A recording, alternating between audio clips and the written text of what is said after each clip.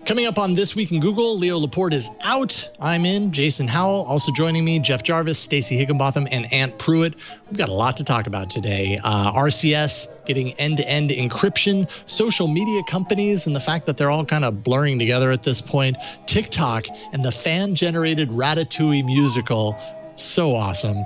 Also, Google's Project Guideline that actually enables the blind to run in marathons, and so much more next on This Week in Google. This Week in Google is brought to you from LastPass Studios. Securing every access point in your company doesn't have to be a challenge. LastPass unifies access and authentication to make securing your employees simple and secure, even when they're working remotely. Check out lastpass.com/twit to learn more. Podcasts you love. From people you trust. This is Twit. This is Twig, This Week in Google, episode 587, recorded on Wednesday, November 25th, 2020. Counsel of Open Source Poobahs.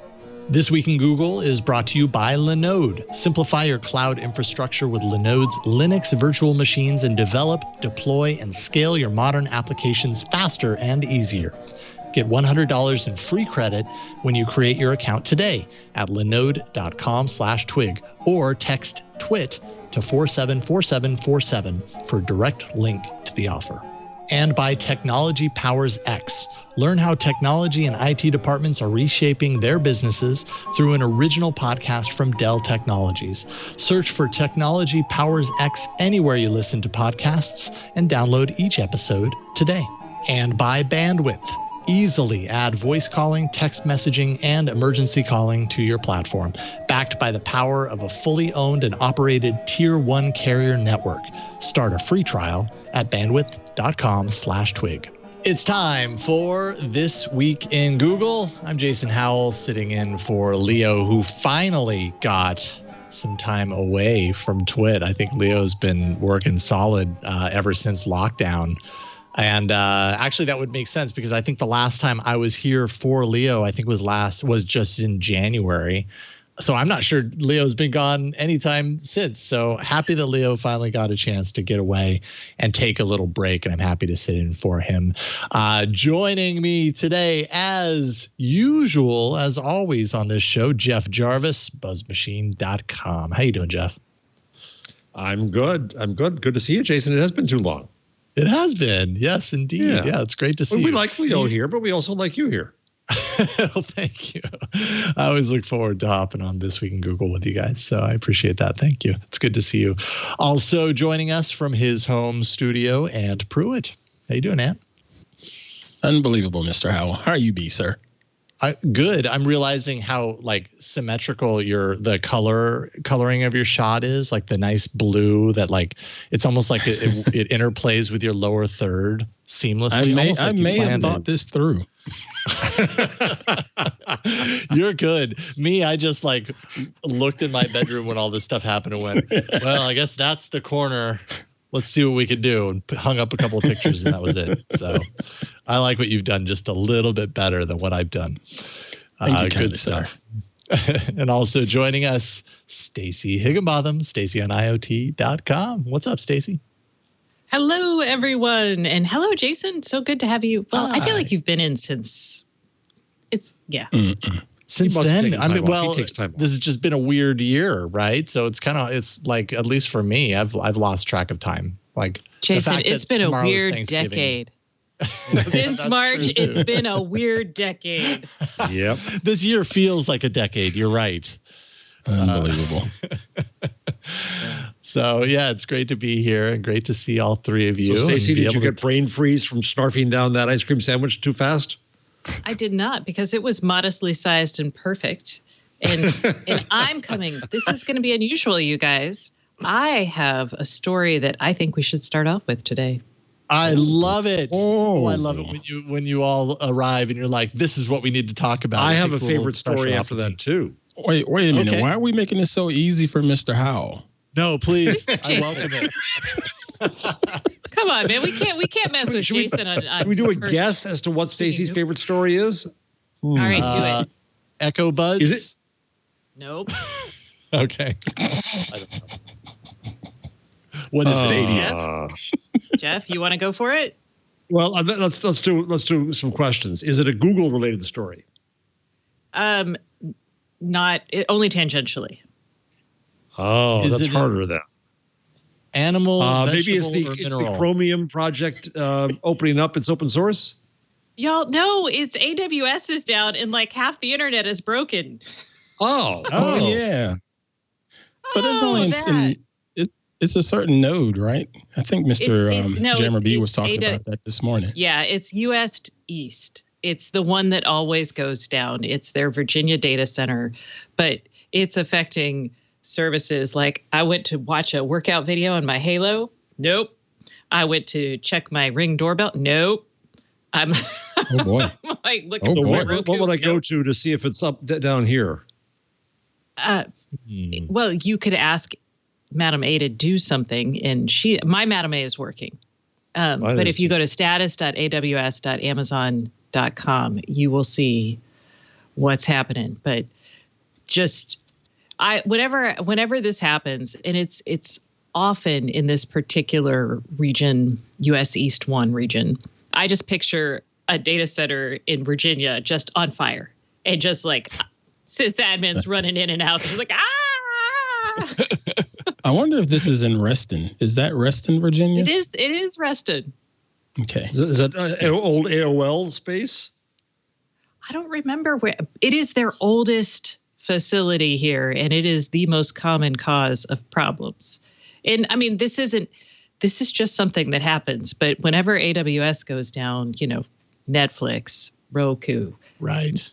a good 50% of my IoT devices, they all are just like, giving it up. And this particular outage has been going on since this morning. So, yep. With that said, is it safe to say that Amazon would have logs to see that this is a pretty common occurrence for this particular node, and why haven't they done anything about it? That would be a clue to them to do something, maybe, perhaps. I did read at some point in time a while back a wonderful story on why this particular node, they can't rip everything out and replace it, right? And they know it's a weak point because this is where things break a lot. And, Google has these issues too. Last week we were talking about Nest going down, but I thought, when it comes to cloud service providers, AWS is Google's no the king. AWS. No. But it's struggling today, and it's always worth noting that, when these things happen, things break, and it is a weak point in our infrastructure. But it is amazing, isn't it, how rarely we have that story now when you think about it? Right. We used to come on and say, oh, my God, Google's down or the fail whale's up. Twitter, up yeah, for I was 3 going to say days Twitter always. Yeah. Yep. And the reliability, as I think, is my impression, has increased markedly. It is. Yes, it is. I mean, but when you think about it, 5 nines, which is kind of what the telco standard is, that does still mean, I think, is it 7 downtime? Someone else can do the math here, but 7 days of downtime? Not me. No, that's 4 nines. There's still going to be downtime, and there's still people running this. And I don't know. I just, whenever these happen, I'm always, the real risk as a business is just don't host everything on that particular region so you can fail over to other places. But so when I ran my first sites for Advance, there were newspaper sites. We were so stupid. We were in an old newspaper building. We put the servers in the old dentist's office, and we had no colo. We didn't know what colo was.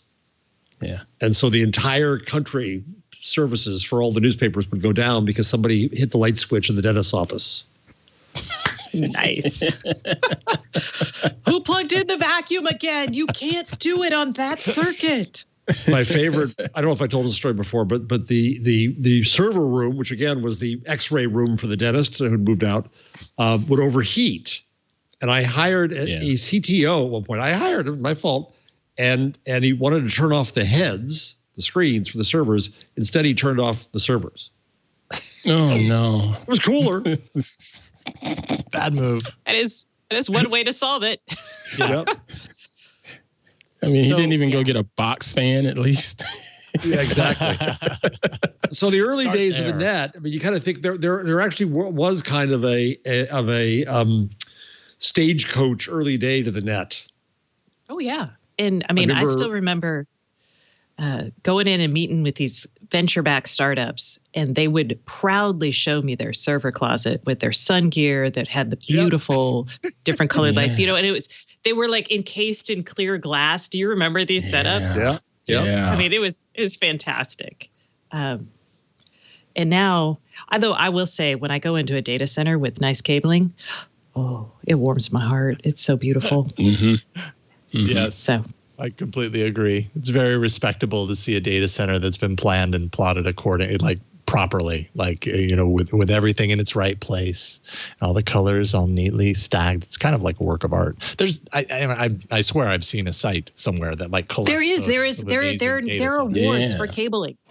There are network cabling awards, and they submit pictures, and it is a thing of beauty. I would buy the calendar if they make a calendar. Wow. It's anal retentive as hell. But it's so important. I was actually I was swapping out my routers, and I was like, why the hell haven't I taken a label maker and labeled this is the Ethernet, because I've got all these hubs connected to my switch. And I'm like, which one goes to the Eero? Which one goes to the Eero, the Eero, the Lutron, the Hue. It's just, and I'm sitting there tugging on things, and things are falling. It's terrible.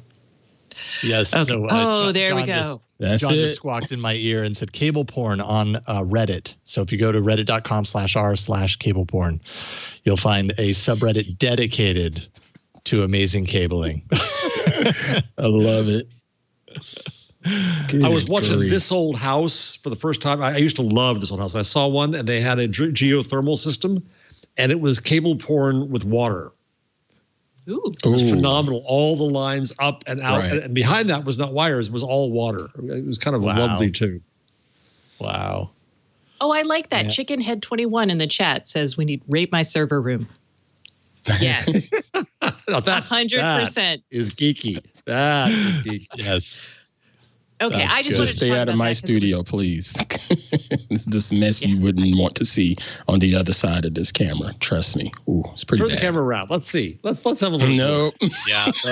I'm right there with you, Ann. I am whatever the opposite of cable porn is. I am the opposite of that. I'm so bad. Do not look behind our TV downstairs. There's tons of cables. There is no rhyme or reason. It's just that needs to go there. Plug. You can tell from my desk that the rest of the place is going to be a mess because my desk has got all kinds of things here right at arm's reach. What is this? I don't even know why I have this Velcro sitting right next to the keyboard. And it's been there for months, hasn't it? Yeah. That would be good for cabling, Ant. That could be excellent. Yeah. But why is it beside my keyboard and mouse? And I haven't moved it, and it's been there forever with dust on it. You want to be in a position to be able to make a snap decision or a judgment on when to use that, and that's why you keep it close, because you don't know when that inspiration is going to strike or what it's even going to be useful for. But at least it's there. Yeah, perfect. Let us know when that moment comes. I would like to revisit the Velcro strap later. That's why I have this Perler Beads heart next to me sitting on the desk. Either that or I have two kids, and they drop things like this for me all the time. That's sweet. Yeah. So if this one data center is known to go down all the time, or more so than others, as a, I'm looking at the list of different companies that are affected, as Autodesk or Anchor or Pocket or whatever. Can they choose to not participate in that data center? And I mean, I imagine they can, right? They do have. So I don't remember how many regions Amazon has in the U.S. We have more than one. So you will, but I think it's the most prominent one on the East Coast. This gets into, so you usually will use this. It's like the default setting basically for AWS in the U.S. if you're a U.S. company. So you have to not use the default, and then you fail over to others. So what happens is, like a couple of years back, Christmas Eve, Netflix went down. It was the same data center. Netflix was like, oh, we're going to architect a little bit differently so we can fail over. But really what happens is they know this is a problem. You try not to be utterly reliant on it. But, you know, when you're building a startup and you've got some engineer who's like, oh, yeah, we'll use AWS. And then you start building and you keep building. And then one day it goes down. You're like, no, everyone has to learn the hard way. So, sure. Stacey, it's been so long since I've had to do this for a living. If I have an office in Jersey City and I'm using the AWS in Virginia, am I doing dedicated lines anymore and paying for those, or is that so old fashioned? That's really old fashioned. I mean, AWS has like CloudFront, which is their CDN service. Okay. So you might be using something like that to host things. But it's not like there's a T1 or an OC48 sitting in an office outside your house. That's what I used to have. Yeah. T1s. Wow. Yeah, T1s. Yeah. I was buying T1s back in the day, man. And those were fast. Yep. Were they like 1 meg? I mean, were they 10 megabits per second? I was thinking more. Man, like this is 3. Yeah. They were not a lot. 1.5 megabits per second. Oh, symmetrical. Wow. And dedicated. And it cost a fortune. Yes. Dedicated. Yeah. Wow. Yeah. All right. So I know that was we have Stacey in old folks reminiscing mode now. Feels good to remember. All right. Well, maybe by the end of the show, this data center will be back up and we can give you the full arc of the story. At least give you some closure. But for now, like I went to Pocket, that's not working right now. My stuff's not working. This is active right now. So my Netflix is working. Yeah, well, your Netflix should be working because Netflix learned the hard way several years ago and fails over. And right. That's that whole chaos monkey theory, right? They're just like, plan for the chaos monkeys. And actually, ironically, Adrian Cockcroft, guy who kind of came up with that idea, is at AWS right now. I bet his phone is. Well, actually, I don't think his phone's probably not buzzing right now, but you know, his non-existent pager. What do you even do? His Slack channel? Chime. Slack. That's what it is. Chime. No, it's Chime. Okay. His Discord. No. There we go. Different. So now we can talk about Google, but I figured the internet is fair game. Well, yeah. So we got Stacey's pick out of the way right off the top. Jeff, you had a pick. Oh, this is a friendly, nice one. On line 75 TikTok, Ratatouille, the fan-generated musical on TikTok, is really pretty amazing.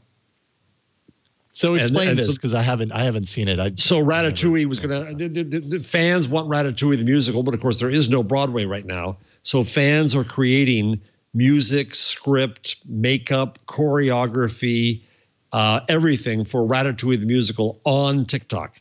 So if you go down on that page, oh hell, where did it go? Now I lost the page. To the guy, there's a guy, scroll down if you would. Keep going. Oh, is this the right story? No, it's the wrong story. Oh, I changed the link, I thought. Shoot, I didn't. No, it may be something about that sheet. I've seen this happen a couple times. We paste and then you go back and it's totally different. You know what? Actually, sorry. I have seen this, and I do know that sometimes with Google Docs, with some change that they made recently, probably about the same time that they got rid of Doc Chat for enterprise logins, which just drives me insane. But there are times where there's a link in there and I replace a link with another link and it has the new link in the cell. Yeah, I just did that. But the hyperlink that it links out to is the old one. It's like it doesn't replace that. But so I put in the new proper link below, which is Playbill, because they did a Playbill just for it. And if you go down to Blake Y. Rouse. So this is people making up stuff for Ratatouille. And there, just that guy right there, just to get a sense of this. Oh, sound. And they said that they needed songwriters, and user Cincinnati Strikes Again said that she would like to see a tango between Linguini and Colette. And so this is what I came up with. What are you doing? I'm cutting vegetables. No, you waste energy and time. Okay. Do you think cooking is a cute job like Mommy in the kitchen? Well, Mommy never had to face a dinner rush when the orders came flooding in, and every dish is different, and none is simple, and all of the different cooking times, but must arrive on the customer's table at exactly the same time. Hot and perfect. Every second counts, and you cannot be Mommy. Do you understand? Not particularly. You are such a stupid boy. Just listen to me. Okay. If you want to make it in the kitchen, Wow. Yes, ma'am. you can't just flail your Yeah. arms around. Right. Super talented. So, honey, time to focus. You lose me at musical, Stop though. and listen. Oh, and you've got to admit, this kid is cute and That's talented talent. and No, that's just great work. having fun. That is great work. Yeah, so That's if a you go lot down of effort that went into that. It for is. sure. The top one is, I think, kind of a theme. And you go down, there's a choreography one, there's a makeup one, and it just really strikes me. We talked about this last week when we had the vaccine song. Oh, yeah. Right? Jolene, vaccine. Jolene is vaccine. The ability to collaborate here Oh, wow. is Yeah. phenomenal, right? And for fans, I mean, this idea that the content is something one person makes and then they sell it is so outmoded when you see what's possible here. And these people are doing this out of love, and they're enjoying each other. They're connecting. The chef. Just do the chef, and then we'll leave this. But the guy in the chef's outfit, he's really good. He does all kinds of great, funny stuff online. If you go back to him, yeah, that guy. Good. You know what I always say. Anyone can cook. Anyone can cook. All you have to do is look inside yourself. Anyone can cook. You could even write a book. It could sit right next to mine there on that This shelf. is amazing. I love There's not this. Isn't it? soul It's so creative. Yeah. He's no So I Tim just- Rice. Oh, Stacy, you and Ant are getting the Cynics Award of the day. No, Jeez. the kid was, but this guy, I'm like, that's a little more what I expect from user-generated content. Anyone can cook. Well, I thought But it was anyone can't write a heartwarming and musical. amazing. But okay, so then you take this collaborative effort of all of these random people from across the world pitching in on this one like magical idea, put that in air quotes if you don't actually think it's magical, but like creating a musical around Ratatouille and doing it around the format that you're given with TikTok, which are these short little clips that allow you to, it's like you're building a sandwich slowly over time. And at the end, you've got all the pieces. Like, do they then, I'd be curious to know if at the end of the day, they have all the songs in place, they have all the lyrics written, the music, written to those and some sort of a story arc to combine it. Does it then end up in an actual musical, like an actual play? Could you extract that and then turn it into something that ends up on the stage? And I think that you totally could. I mean, I think you but could, how would and I you think pay them? Disney, Pixar, right, doing this. But then imagine the lawyer hell of rights. Yeah. Right. Anyone could cook. That's my song. Well, no, I did it too. No, I added to Oh it. boy, yeah, that's true. Yep. I mean, I love that people can do it. I want them to do it. But when you think about creating something this way, and, I did theater in high school, when, every student directed play suddenly went over this where everybody was like, I have this idea, I have this idea, I have this idea. And then suddenly you have nothing on stage, right? So there's a place for this. It's exciting. I want there to be room for it. And I am glad when creators put their stuff out there for this sort of thing. But it's also like, we do live in a society where you have to buy food. So how do you allow people to do something like this and still let them buy food? And So I wrote we a haven't post some answered time that. ago. Sorry, Oh. I wrote a post some time ago, and part of one of my last books, arguing for a system of credit right versus copyright. That in a chain of creativity, right, the person who inspired Jolene's vaccine has credit. The person who wrote the lyrics gets credit. The person who actually recorded it gets credit. The person who promotes it gets credit. And you want a system where you can reward the behaviors you want in a chain of creativity. And what we're seeing in both these cases is a chain of creativity. And clearly there's something here. The hashtag Ratatouille the Musical has 14 million views. Huh. Ratatouille the Musical has approximately 88.5 million? Well, anyway. So it's different. So together it's 100 million views to the two hashtags, right? So there's clearly popularity here. There's clearly value here. In the old days, Disney would have come down and said, Ratatouille is our copyright. You can't do anything. Mm-hmm. But now they clearly see some value here. And we're going to invent new systems to figure this out. You're right, Stacey. We've got to support creativity, but creativity is not supported in one model, which is an owning the content view that we had before.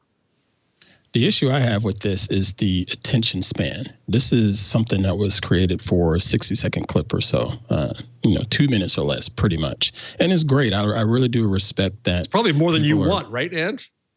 That's probably about just what you can bear in a musical. Yeah, it is a musical. So, yeah.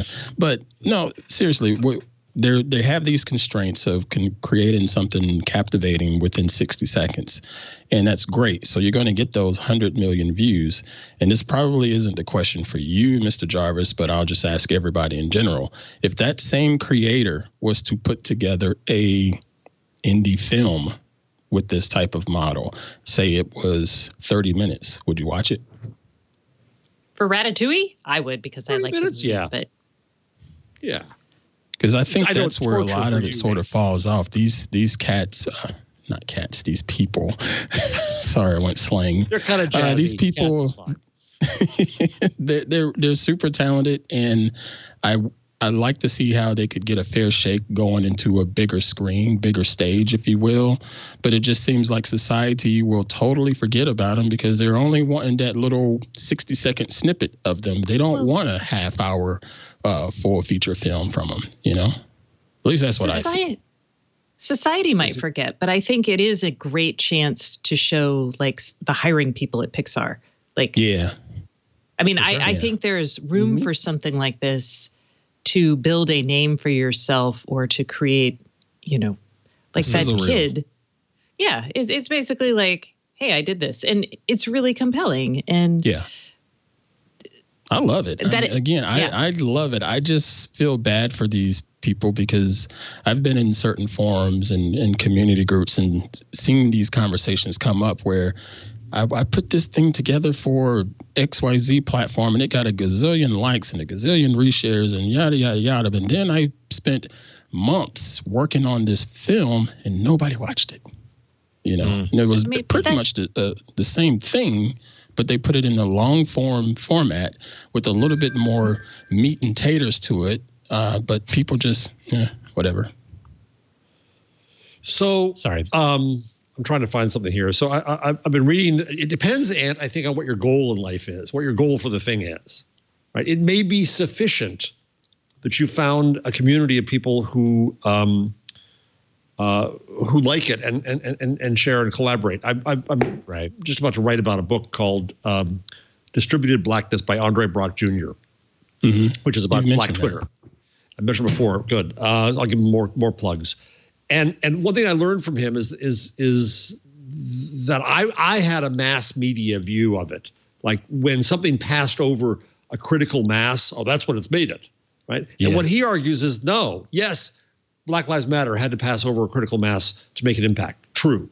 But on the everyday, he's saying in Black Twitter, people don't want to talk to the whole world. They want to talk to each other with their own language, with their own views, right? And that is sufficient. And we have to honor that the mass media view that something has to be huge is the only definition of success. Totally. Is what we're escaping on the net. Yeah. And I realize like that's kind of at least I can accept my part in that that was what I brought to this conversation was, wait a minute, this is great, but what if we made it better? And really this could be the pinnacle of what they were even wanting in the first place. The fact that kid wrote that 2-minute clip and like did that so incredibly well in his mind, that could be absolutely enough, and probably is actually. And like kudos. Probably them hearing me say, "What if we make this a big play?" is probably the difference between me being older and not understanding what the younger generation really feels about like creating for something like TikTok. Or even Twit, right? Leo has said that he doesn't want the podcast to get too big because then they lose their focus. They lose the community around them. Mm-hmm. Yeah. That's why I posed my question the way I did. I didn't necessarily want it to direct it to Mr. Jarvis because he's an older gentleman, and it's quite frankly, I mean, it is what it is. Come on. Older folks have a different way of thinking about certain things, especially when it comes to these little platforms. So. Yeah, they keep evolving, and so I don't know, does, man. I think you're in this discussion. You're the most old farty of us. Oh, I know. I'm an old fart. Hey, I've kids, been an old fart for about 20 years. That musical off my yard. I've been an old Stacey, fart for I gotta about hear. 20 What did years. you play can in high ask school? Queen Pruitt. She'll tell you the same thing. Yeah, he's an old man. Yeah. Grump. You're being grumpy. Stacey, what did you play in high school? I'm dying to know. Oh, all kinds of things. I was a state UIL award-winning actress. Ta-da! Outstanding. Wow. But I didn't do musicals because I can't carry a tune in a bucket. So for those, I was the stage manager. I can dance. Oh, I was the Wicked Witch. That's probably something that everyone can see and appreciate. Yeah. Had a prosthetic nose, green paint on my face. Wow. Awesome. Can you do the evil laugh? Come on. Can you do it now still? Okay, ready. Hold on. Let's see. Well, I think I can't. Hold on. Yes. I'll get you, my pretty, and your little dog, too. Oh, my gosh. Perfect. That's awesome. Okay. Now I'm going to be red for the rest of the show. I can't believe you convinced me to do that. Okay. Wow. What else did you play? Well, no, we're not done yet. What else did you play? I played a miner, like a mining person in a company town who unionized people. What else did I play? I can't remember all of them. I was in Go ahead. Pygmalion, the old lady. Not Eliza Doolittle, Mrs. Higgins. Sickens. So, yeah, I did a lot of older people. Did you have theater? No, I didn't do any in your type of theater. It was all band for me, just me and the saxophone. We do. I do want to hear that at some point. I do. Yeah, you should. I need another saxophone. I got rid of mine a couple of years ago because I wasn't able to play it, so I got rid of it. But I do know it's back up again. Get a new one. I have some eBay or Craigslist listings I can send you. Yeah, it's so we true. need to do a Patreon for sax. Jason, theater in your background? I remember taking drama a couple of semesters, but it wasn't my thing. I was way more into the music. And yeah, it was trombone, baritone. Those were my instruments. Yeah. Nice. But how different now? Just, if young Stacey had the chance to be on TikTok. Yeah. Would you? Oh, sure. I mean, we were theater kids. We used to run around doing like bits all the time. I think I had my entire junior year, I had like a fake English accent that we would just run around screaming strange things. I mean, that's what you did. Yep. So I will say, I've become right there with you, Stacey, though I wasn't in theater, like formally at school or whatever. My entire friend group was all like incredibly creative. That was like what unified us. So we were all either creating all these bands with different configurations of different people, or we were creating little short movies. So when I think about TikTok and me being younger creating, like we would have been throwing our stuff left, right, and center on TikTok. I don't know if it would have been any good, but absolutely. We were basically doing TikTok, but it was just for us. And we were cracking ourselves up, in the process. Would you have done TikTok? Young Ant? No, sir. I was in a talent show twice ever in my life, and it's just not me. I'm not like that. The instrument was way more comfortable. Yeah, I told you I've been an old man for a long time. There are of like normal people on TikTok. I mean, who aren't doing silly theater bits or band kid bits. There are. There are some normal quote unquote people on there. But again, I'm not as creative as those people that are really flourishing, because it's a lot of work to get things done in 60 seconds. Well, to get the message that you're trying to get across, plus put it out where it's there's a hook to it, make them want to come back. That's a lot of work, and it takes a lot of talent. It's hard. I'm not that talented, not yet. But at the same time, like maybe not in current ant configuration, but I think a lot of kids, and if you were of TikTok era right now, I think there's a lot of kids that are learning through osmosis how to create in this short time frame, because they're just so used to watching and consuming that content in that way. I see it in my kids, that, like, of course they want, they're 10 and 7. They want a TikTok account. Of course, I just don't feel comfortable with that. But that doesn't stop them from creating and playing as if they were. And I can see the instinct is there for them. And it's an instinct that's developed purely through exposure, right? Through the fact that they see others that are doing these things. And that's a business. It's an art form that they understand. The osmosis reference is spot on. Sorry, go ahead, Miss Stacy. Oh, no, I was going to say, and it's also, they don't, I know that we talk about people who go viral or get big or, influencers, but a lot of kids get on these things just to share with their friends, right? Totally. And they're doing so it's not like their goals are maybe like our goals, right? Their goals could just be like, hey, if the 50 people I love in my higher high school thinks this is cool, great. Yep. I think something else changed too. Osmosis, I thought about go ahead. Alex Lindsay and his family. His son and daughter have a TikTok, and it's called the McDubbies. And if you know anything about Mr. Alex Lindsay, this guy is a video extraordinaire, just unbelievable with video production. And his children decided, you know what, we want to do TikTok. And they pretty much just a chip off the old block, if you will, as far as the way he creates content. And they put that into their TikTok. And it's really, really great. And it got him involved to, he's like, well, I'll use this Blackmagic Cinema 6K camera for your TikTok. No problem. I mean, it's awesome to see that they're, the wheels were really just turning for those kids. And the content that they put out was unbelievable. Yeah.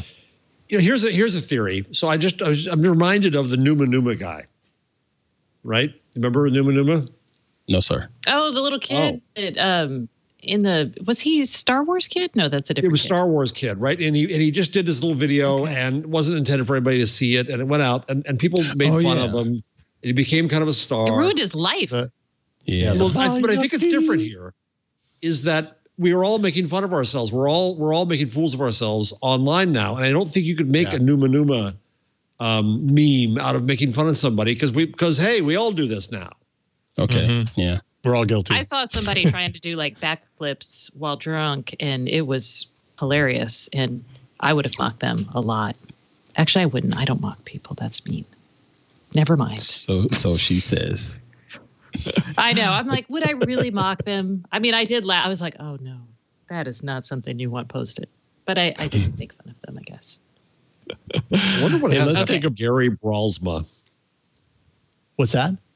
Gary Bralsma, that's his name. The Numa Numa guy? This is yes, this is 15 years ago. He's no. It now says Gary Bralsma, American musician. Star Wars kid. Good. Okay. He was able to turn that into something. He deserves that. He did. He's an actor and director known for the Christy Storms Show, 2009, Between the Lines, The Rise and Fall of Tobias, 2010, and Numa Numa, 2004. Known for the 2004's great Numa Numa.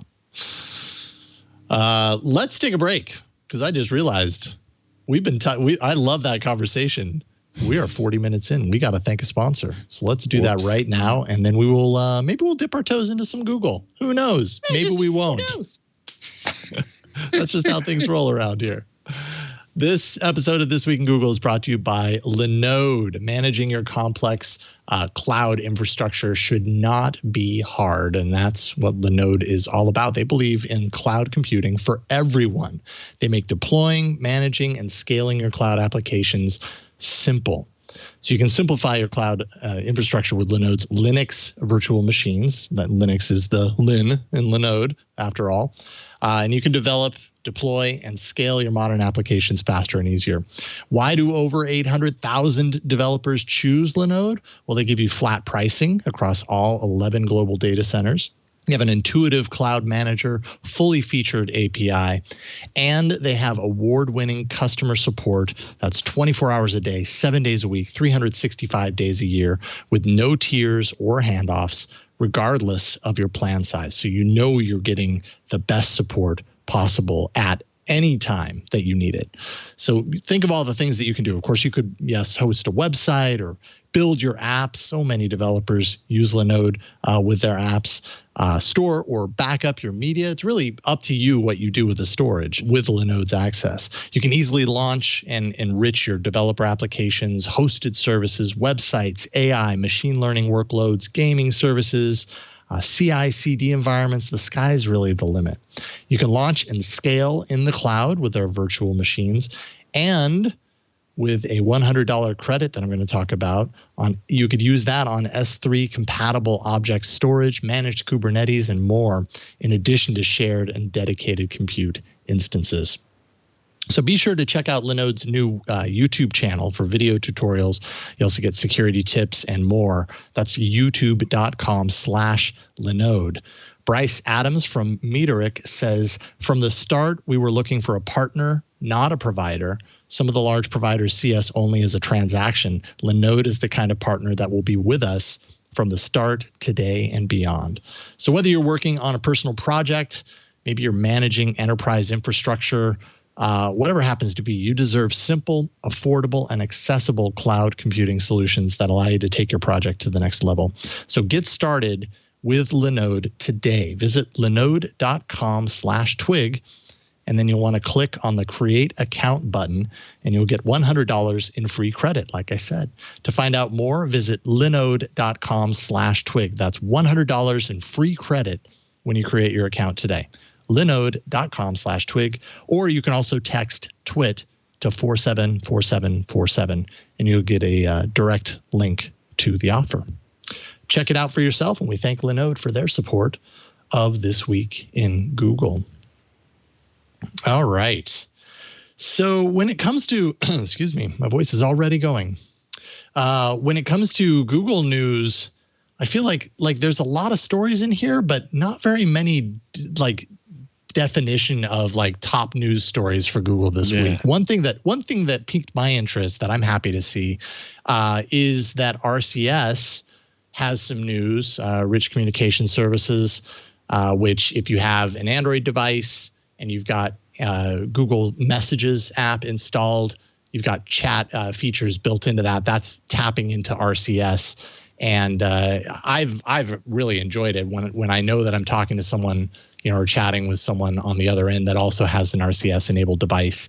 It's just great to kind of get the little typing indicator that tells me they're typing or they're paying attention, and some of the other advantages that you get. Well, you're going to get something else here soon, which I don't know that I expected was going to happen. They are bringing end-to-end communication, end-to-end encryption into RCS via Android Messages starting next year. And in fact, if you have the beta version of Android Messages right now, although I checked, I'm on the beta track and I don't have any options for it yet.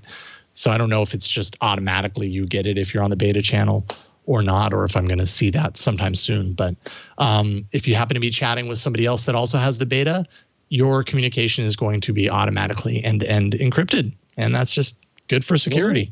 Good for privacy. What else comes with RCS to Android Messages?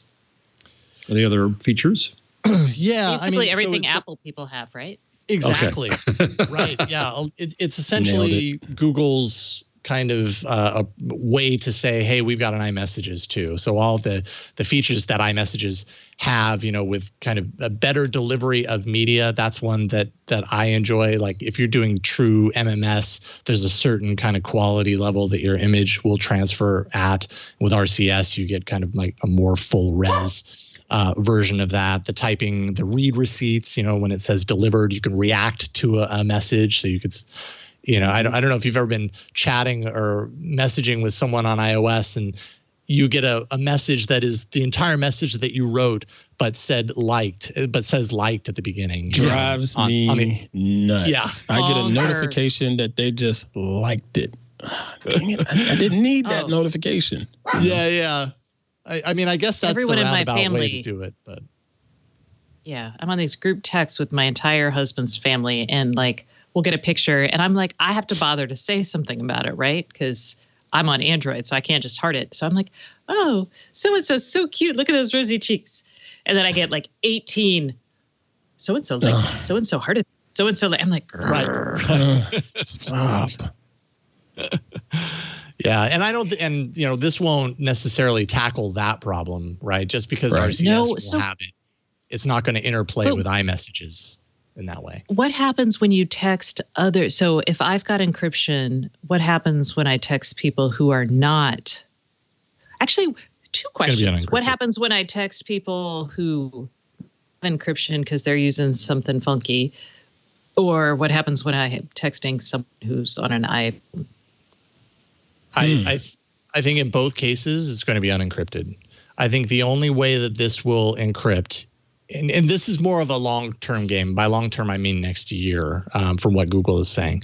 Right now, the only way it's going to be encrypted is if I have the beta messages installed that includes encryption, and the person that I'm chatting with has the beta installed with encryption. So it's going to be very limited at first. But this is so stupid.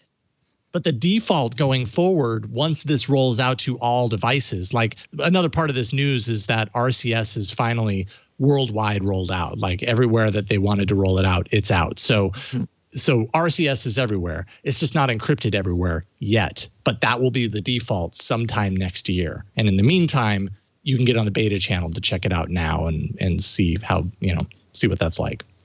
Which is good because people.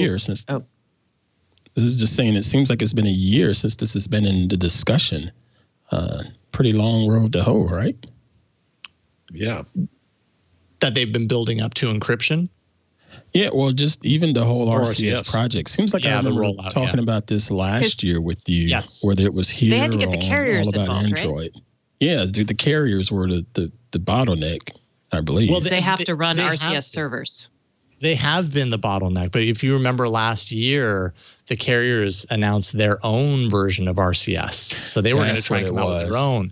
Soon after that, Google then said, you know what, we're just releasing the Kraken and we're just going out with ours to get everybody on RCS now and not have to wait for the carriers. And meanwhile, I don't even know that I've heard anything about the carrier initiative to do their own version of RCS. And at some point in the next year, I mean, from my perspective, it doesn't matter, right? If every Android device that has Android messages by default also has, they all have RCS by default. And at some point, they will all have end-to-end encryption enabled by default, all talking to each other. So it's kind of the best of all worlds. It took longer than it needed to, or feels that way anyways, but I'll be happy. Yeah, Jason, I think of the times we've been at, I have my t-shirt on today, I/O. Very nice.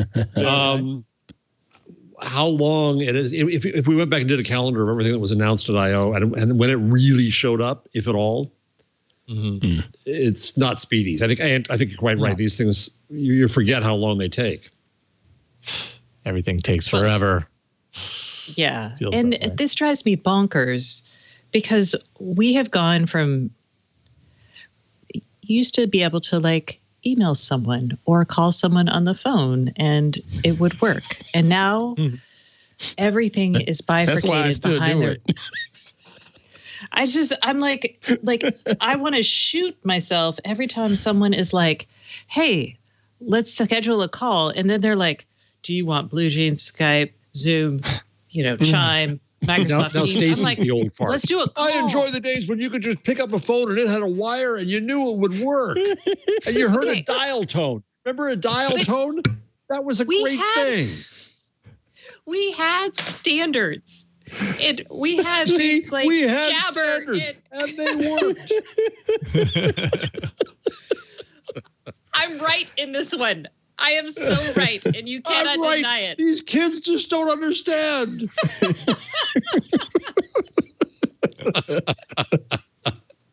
Oh man. Jason, you're the next one who's going to be old. Stacey, I totally agree with you though, because it feels like that's the only way that I can communicate efficiently with people outside of work is shoot an email that will go to their phone because they realize, oh, I got email on my phone, or I just actually pick it up and just call and say, hey, I need to talk to you about ABCD and end the discussion, It just, I don't want to waste so many because that's a whole email you're wasting time on. You're like, let's chat. Great. And then which do you want to use? Don't just let's chat. Here's my number. Right there. There you go. Just forestall a whole thing. You're right, Stacey. Well, you're right. Mm-hmm. I know I may be old, but man. Oldish.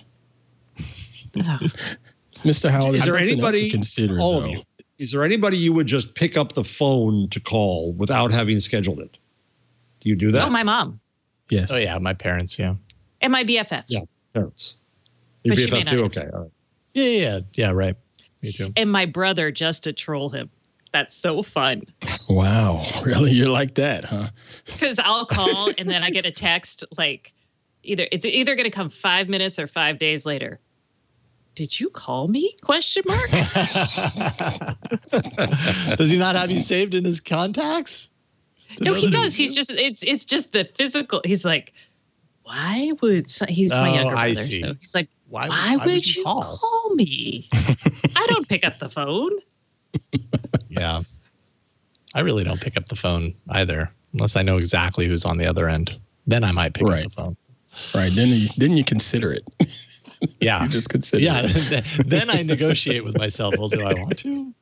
I mean, I know who that is. They're great. Don't get me wrong, but do I actually want to talk right now?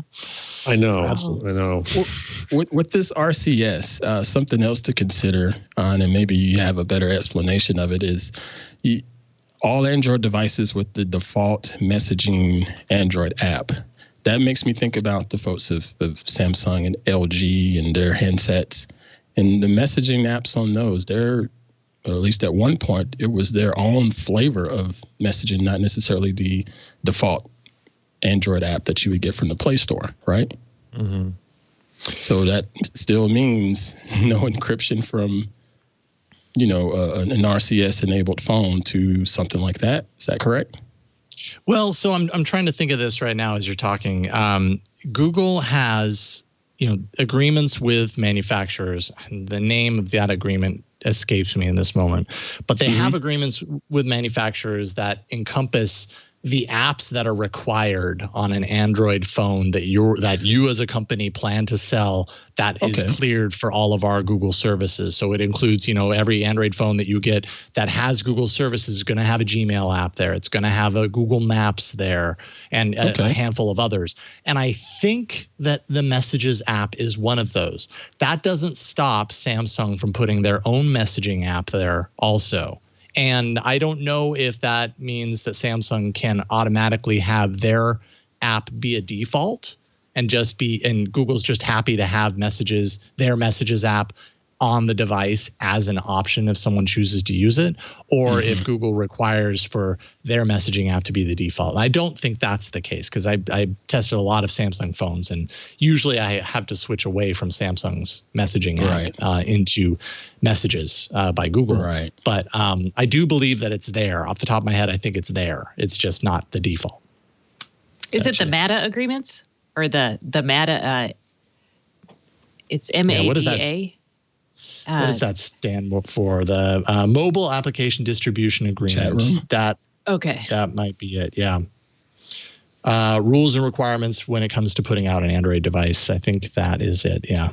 Yeah, that's what they make OEMs sign, but I don't know if that's the one you're thinking of. Because there's also they also have it's the one that the GMS.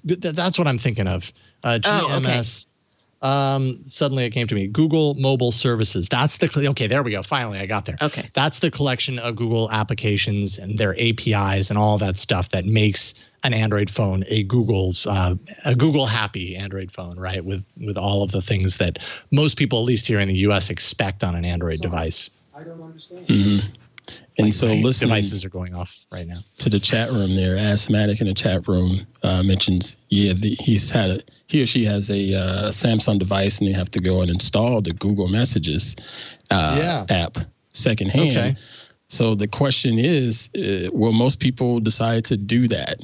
Everybody's not Mr. Jason Howell and knows their way in and out of Android and how to go and get this app for this service, so on and so forth. Totally. Or that they need to, or that they should, or whatever the case may be. Yeah, absolutely. Yeah. So I just launched my my Note 20 Ultra, and you know how I don't know if you've had a Samsung phone, but they always have in the app tray, you've got this little Google folder. That I think these are the apps that Google is like, these need to be on your phone if you're going to have Google services. And Messages is not part of this. So I must have actually gone and installed Google Messages on this automatically, or on my own, not through Samsung just offering it. So you're right. This is not a Samsung phone. This is a TCL. And I just took a look at the messages on here, and it is that Verizon crap. There is no default messaging. Yeah. So there's that. That's why I asked the question, because everybody's not going to get a pure Android device. Most people are just going to get what they can flat out afford. And if it ends up being something like this TCL device, that's what they're going to deal with. Yeah. And so then the question becomes, because I do know that Samsung had worked with Google to enable RCS in Samsung's messaging app. So that's a plus. That's a plus. But will that messaging app also offer end-to-end communications when Google is baking it into Messages, their Messenger app? And that I don't know the answer to. So, welcome back to Android and its history of fragmentation in all different ways. I wasn't going to go there, but you did. Yep. Thank you. You went ahead and said the word. They just change the name every few months, and then they think it's something new. Right. Exactly. That's how Google rolls. So anyway, I mean, overall, it's good news. Like Google needed to do this. It's also very late in the game, right? Like Google needed to do this a long time ago. At least they're finally doing it. But oh my God, how many hoops have we had to jump through in order to get to this point? It's annoying. I thought the AMP story was interesting just because we have such impassioned AMP people here. But I also wondered, impassioned AMP person. Pretty much that's it. Yeah, Leo had his opinions too, but So Google. Okay, you go, Jason. Okay, you be the host, man. Neither I do. I don't want to step on you.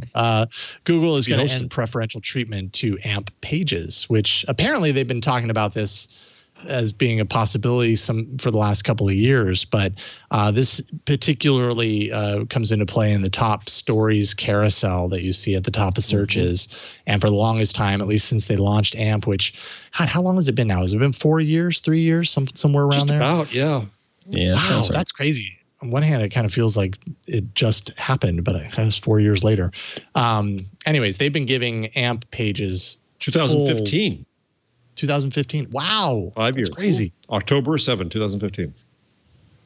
So that we'll finish because I have questions about this. Yeah. So the top stories carousel used to only feature AMP stories, and I think it still does. They've been hinting at changing that to kind of open it up. So now they're going to end that preferential treatment and let other pages get into that, depending on how they rank and that sort of stuff. So, I mean, that's about as much as I know about it. Like it feels kind of like a reaction to, all the antitrust stuff that's stirring up, or it feels like it could be the reason that they're doing it now, but who knows? But what do you all think? So I'm wondering because a couple things. I wonder if this is the beginning of the end for AMP, because we all know that Google loves to throw things at the wall, right? And kill things, them. Yeah. But I mean, if you build for AMP, all those links, I mean, what happens to that if you've optimized your site and publishing around that? Because that's not normal web stuff. You always had a backup link, as I recall. Okay. You always had what's the word for original? You had the OG link there, canonical link. Canonical. Got it. Okay, so then I shouldn't worry if I'm a publisher. Think so. I think if you send, you got to have something in place that if you go to an AMP page that doesn't exist, then it does go to the canonical. Right. I mean, what's interesting about this to me is a couple things. Or did you have other questions, Stacey? Sorry. Nope, those were my questions. So, because I was around at the beginning of AMP when it was pushed for Google to do this in Google Newsgeist Helsinki, when we talked about this the first time, and it was already in the works with a guy named Bez, who was working on it at Google. The original goal, again, was we in media screwed up the web. We junked it up with all this stuff. This was to speed up the web and make it better. All right. And not to do it in the closed world of Facebook instant articles, but instead do it in the open world of the net. The second thing that was supposed to happen here was that it was open source and they were supposed to open it up to others and have it taken over by others, and they never really did that, which is why some of the Chrome stuff is really interesting to talk about next. And yes, it was done collaboratively with a lot of publishers and a lot of others, but they never really fully opened up the governance as much as they could have to make it truly open source. Then third, they said, okay, we got this carousel. We're gonna motivate you to do fast pages, and we're gonna put AMP pages up on that carousel. Well, the problem is that conflated the two. They should have said from the beginning, which is kind of what they're saying now, is, well, if you have a fast page, no matter how you make it, it can be in the carousel. They should have done that ages ago. But now, in antitrust world, it doesn't look so good that you had to use their thing. You never had to use Google hosting, but Google hosting was a lot faster and cheaper. It was free. You didn't have to pay for other services to be your CDN. So it had advantages. The rollout had some problems, and I think now you're right, Stacey, that it's one of those things that Google says, oh, that was yesterday's fun thing. We're kind of bored by that now. I don't know that they'll kill AMP. They'll act like it's open source, but I don't know what's going to happen to it, really. They will throw it to the wolves. It will suffer or survive as the market demands. But that's why, if you don't mind, Jason, Dr. Host, the thing that I think is related here is that Chromium, was it Chromium said they've added now someone to Chromium outside of Google as one of the ruling Poobahs of Chromium. Was that on here somewhere? That is on here, and I did not dive very deep on this one. So if you this is where Stacey can probably explain it to us. Well, no. Who? I didn't know Chromium had ruling Poobahs. Well, as any open source thing, like even has. Oh, okay. So now Google, the Council of Open Source Poobahs, isn't that the formal title? Sure. Here it is. Sure, old man Jeff. What's a Poobah? Sure. So now they've added someone else into this group, into this. Oh. So I think they're trying to be real about being open source. That's my point. Yeah. Okay, that makes sense. And then if you wanted to pull like AMP into something like that, this is a chance to get other people on board as opposed to be like FOPEN. It's actually open, and as long as people actually want to participate in it. Google actually has two non-Google engineer overseers. Overseers, that's what they're called, overseers. But they have two, and they have a process where they put them in there. So I think that makes it. Do people trust that more as open source if you have other voices other than a company saying it's open source but running it themselves? Right. Y'all didn't like my FOPEN? Come on, y'all. That's great. That was clever. No. Come on. I'll give you a couple snaps for that. Open. That's good. That's good. Not quite a show title. Thank you. Not quite. Oh, no, I would never. But I really like Council of Open Source Poobahs, so I think that might just have to be the title. Oh, it's Poobahs, not Poombahs. Oh, Poobahs, isn't it? How do you spell it? Poobahs, yeah, it's Poobahs. I don't know how we spell it. I thought I don't even know how to describe a Poobah. P-A-H-S. I thought it was P-U. Fred Flintstone it's the Grand was a Grand Poobah. Yeah. It's actually the name of a haughty character in Gilbert and Sullivan's The Mikado. Uh-oh, we're going to scare Ant. Ant, that's a musical. Watch out. Everything goes back to musicals. The only Grand Poobah I know was part of the brand Nubian hip-hop group back in the 90s. That's it. That's all I know. Ant's being old again. There we go. 90s hip-hop. Oh, we still listen to that in our house, I got to tell you. I still do, it's kind of aggravating. Yeah. Good stuff. I'll be honest. Okay. Where else can we take Where else can we go? You host. I wanted to ask about the Stadia story because I've been too lazy to read up on Stadia because it still confuses me. It's Google's online gaming platform. I remember Mr. Howell did a hands-on tech with it umpteen months ago, and the performance of it was not very good, even on our super fast Twitch Studio internet connection. But then we got the notification about getting access for free for, was it 3 months to the pro version of it or something like that? Because I ended up getting this in the mail. Nice. And I have no idea what to do with it. I tried to play some game that looked like PUBG and was horrible at it. I haven't hooked it up to the Chromecast. I just did it here on the PC, even though it says I should probably connect it to the phone. Why would I want to play a game on my phone? I don't get it. So can you explain all of this hoopla? Because now it's been around for a year, but does anybody care? Because they're sending this stuff out to someone like me to get me hooked on it, and I'm not getting hooked. It is interesting that they went on this spree of just handing out their premium package controller and Chromecast Ultra, right? Like, I mean, I got that too. I have it in a box over there, unopened, but I have another one already. I have another one already, right, from the initial a year ago.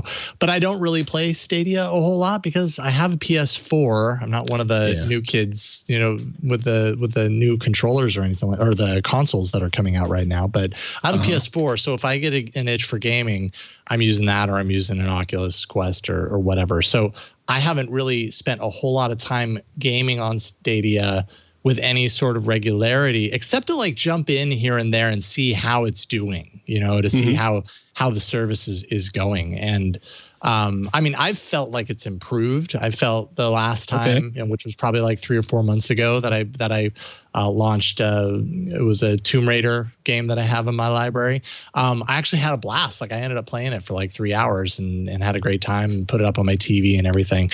I mean, I think it's interesting. I wonder how much to read into the fact that Google is really kind of gifting the controller and the Chromecast, because I'm not entirely sure. I have no data to back it up, but I'm not entirely sure that Stadia is lighting the world on fire as far as the gaming scene is concerned. Right. But I understand its promise, and I respect why it exists, because I think that's a really good kind of hole in the gaming world to fill, which is the fact that if you have if you have the controller, or even if you don't, if you just have a Bluetooth controller, you can stream from their service for free console and PC quality games. And, you're talking about some latency that's introduced there, but depending on the type of game you're playing, it's kind of negligible. And so I think the promise is really interesting. You don't end up having to buy a console. And that's really great in a time right now where people are spending $400 or $500 on one of the new consoles. You don't need to do that with Stadia, but you don't have a huge library. You do have a little bit of that latency to deal with. Maybe that'll get better over time, but it'll never be as direct as what you get when you're plugging directly into a console. And you do have a free tier. You just have to be okay with buying a game in the cloud that's stored on their servers. And touching back on what we were talking about just a few minutes ago, we already know how bored Google gets with things.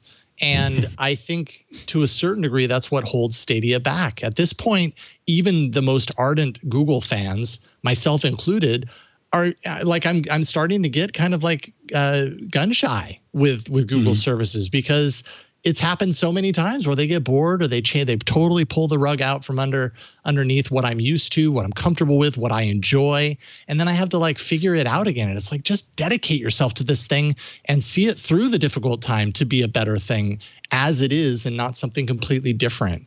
And I'm not guaranteed that Stadia is going to be there 2 years from now. So when I pay $60 for a game that exists in the cloud, do I know that it's going to be there for me 2 years from now? As if it's like consoling me or something. No, I don't know. This is your old man moment. I love it. There it is. I'm the kid.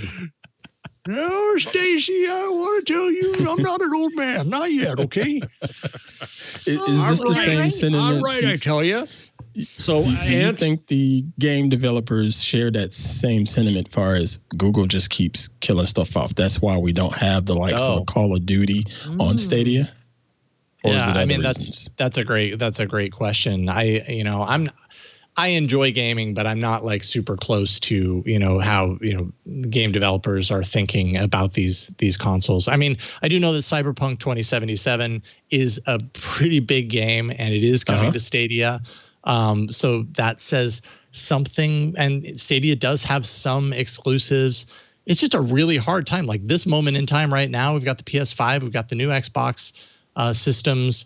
It's a hard time to compete against those two if you're Google and Stadia. And I think that's part of the reason why they're gifting these controllers, to try and be like, hey, you don't want to spend $500 on a console. Here, we'll give you our console. It's in the form of this controller and this Chromecast. Just buy your game in the cloud and then it's done. You don't even need to waste your money on the console. Buy 5 games for what you bought a console for. Yeah. It's the Razer business model, right? We'll give you the Razer by the blade. Absolutely. We also see, I mean, like Amazon did. Oh, sorry. I just want to observe, obviously, Ant must have an incredibly cluttered desk because he had that never used right at hand. It was I told you, there. Everything right at hand. I also have this Westcott wipe here for my glasses. This looks like some sort of DVI to HDMI adapter here for some reason. There's also a quarter right here. I think there's 6. You might want to save that for a rainy day, young man. Some stamps. I think this is a C-band, just in case I decide to get motion sickness while podcasting. My desk is rather cluttered, sir. My desk is cluttered with a stack of phones. Holy Santa that's amazing. Oh yeah, then there's another phone here. Here's the Pixel 4. That's the 4A. Yeah, I totally feel you, sir. This is what's on my desk. All right, she's all clean. Oh, see, that's the right way to go. And books. Peanuts. Books, I tell you. Books. Those are behind me. That's better than stack of phones. I'm kind of after the break. I'll turn on my overhead camera so you can actually see this. I'm lying. Mess. I have a corner over there, and that has a light bulb, a ring box, a smart lamp, and I don't even know what else is in that tiny little corner. And a bunch of screws and doodads. Through it like this, or is she the opposite, as I would predict? Oh, she's totally the opposite. The thing is, though, I will clean up in here, air quotes, clean up, and I'll get pissed off because I can't find anything. Right. Because she'll walk in here and she'll have this look of just amazement, like, wow, it's clean. And then about 2 days later, I'm in here cussing because I moved something. I moved something. My wife's favorite place on earth is the Container Store. She loves the Container Store. Right. And so my family joke is that I'm going to be buried in Rubbermaid. In a container. Everything has a container. Everything has a container. And pushed under the bed. Yeah. Yeah, exactly. Yeah. It's a fitting end, Jeff. I just want you to know she's not cheaping out if she's going Container Store. Wow. That's the equivalent of the mahogany coffin right there. That's no IKEA, man. Yeah, it's true. It's true. Let's take a break. This is so much fun. I'm so happy to do this show with you guys. Let's take a break and thank the sponsor, and then we'll get back into more fun discussion. We've probably got some more Google news that we could talk about. We'll dig it up. But first, this episode of This Week in Google is brought to you by Technology Powers X. It's an original podcast by Dell Technologies. Every episode of Technology Powers X focuses on a different industry, and it goes behind the scenes in a way that helps you understand how technology and how IT departments are actually reshaping their businesses through all these things that we talk about on the show all the time: AI, cloud, edge, intelligent devices, and so much more. We've got so many episodes, and I've had a sneak peek of a few of them. One episode is all about theme parks and really how they use sensors, right? Like sometimes when you think of theme parks, you don't think of smart necessarily. You just think of these rides and whatever. They're highly intelligent systems. They use sensors, massive amounts of data, software to make rides safer, more efficient, obviously to make them more fun. Another episode is about the technology behind F1 racing and how the legendary McLaren racing team uses technology to make decisions about pitting and tire selection, racing strategies, both trackside and at their data center. So how they integrate all of that data from all those points and improve the performance of the team. And then there's an upcoming episode that talks all about vertical farming and how innovative new tech can change where your food is actually coming from, and how this may be the future of sustainably feeding 21st century populations. Fascinating stuff. Technology Powers X is hosted by Danielle Applestone. She's a hardware engineer and entrepreneur. And we actually have a little clip. This is a clip from the episode, The Beer You Love. Today at New Belgium, the ancient craft of brewing has an indispensable 21st century ingredient: hyperconverged infrastructure.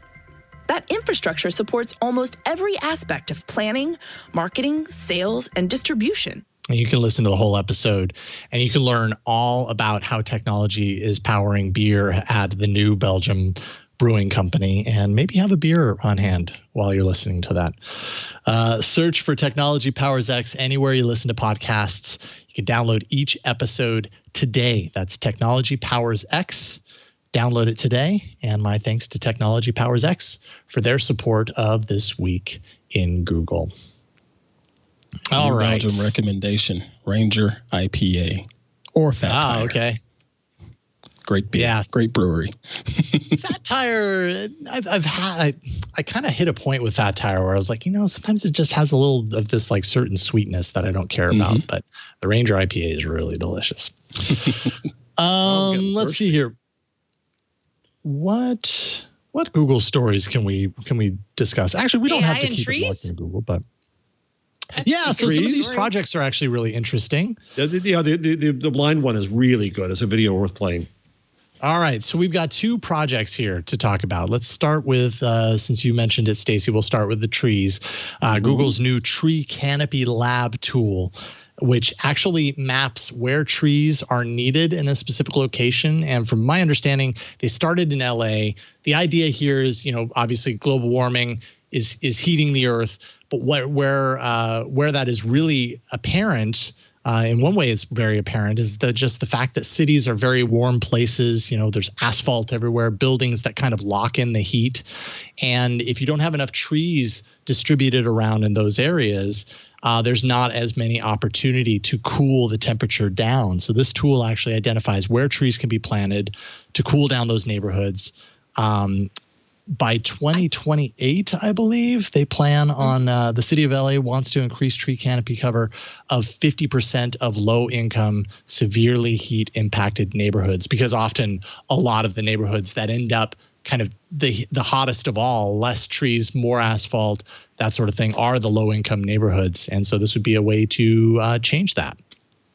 So, yeah, I thought this was cool because I had covered, it was a public radio station in New York City, it was like Hot in Harlem project where they actually put sensors on rooftops in areas of Harlem to track temperatures and showed how hot it was.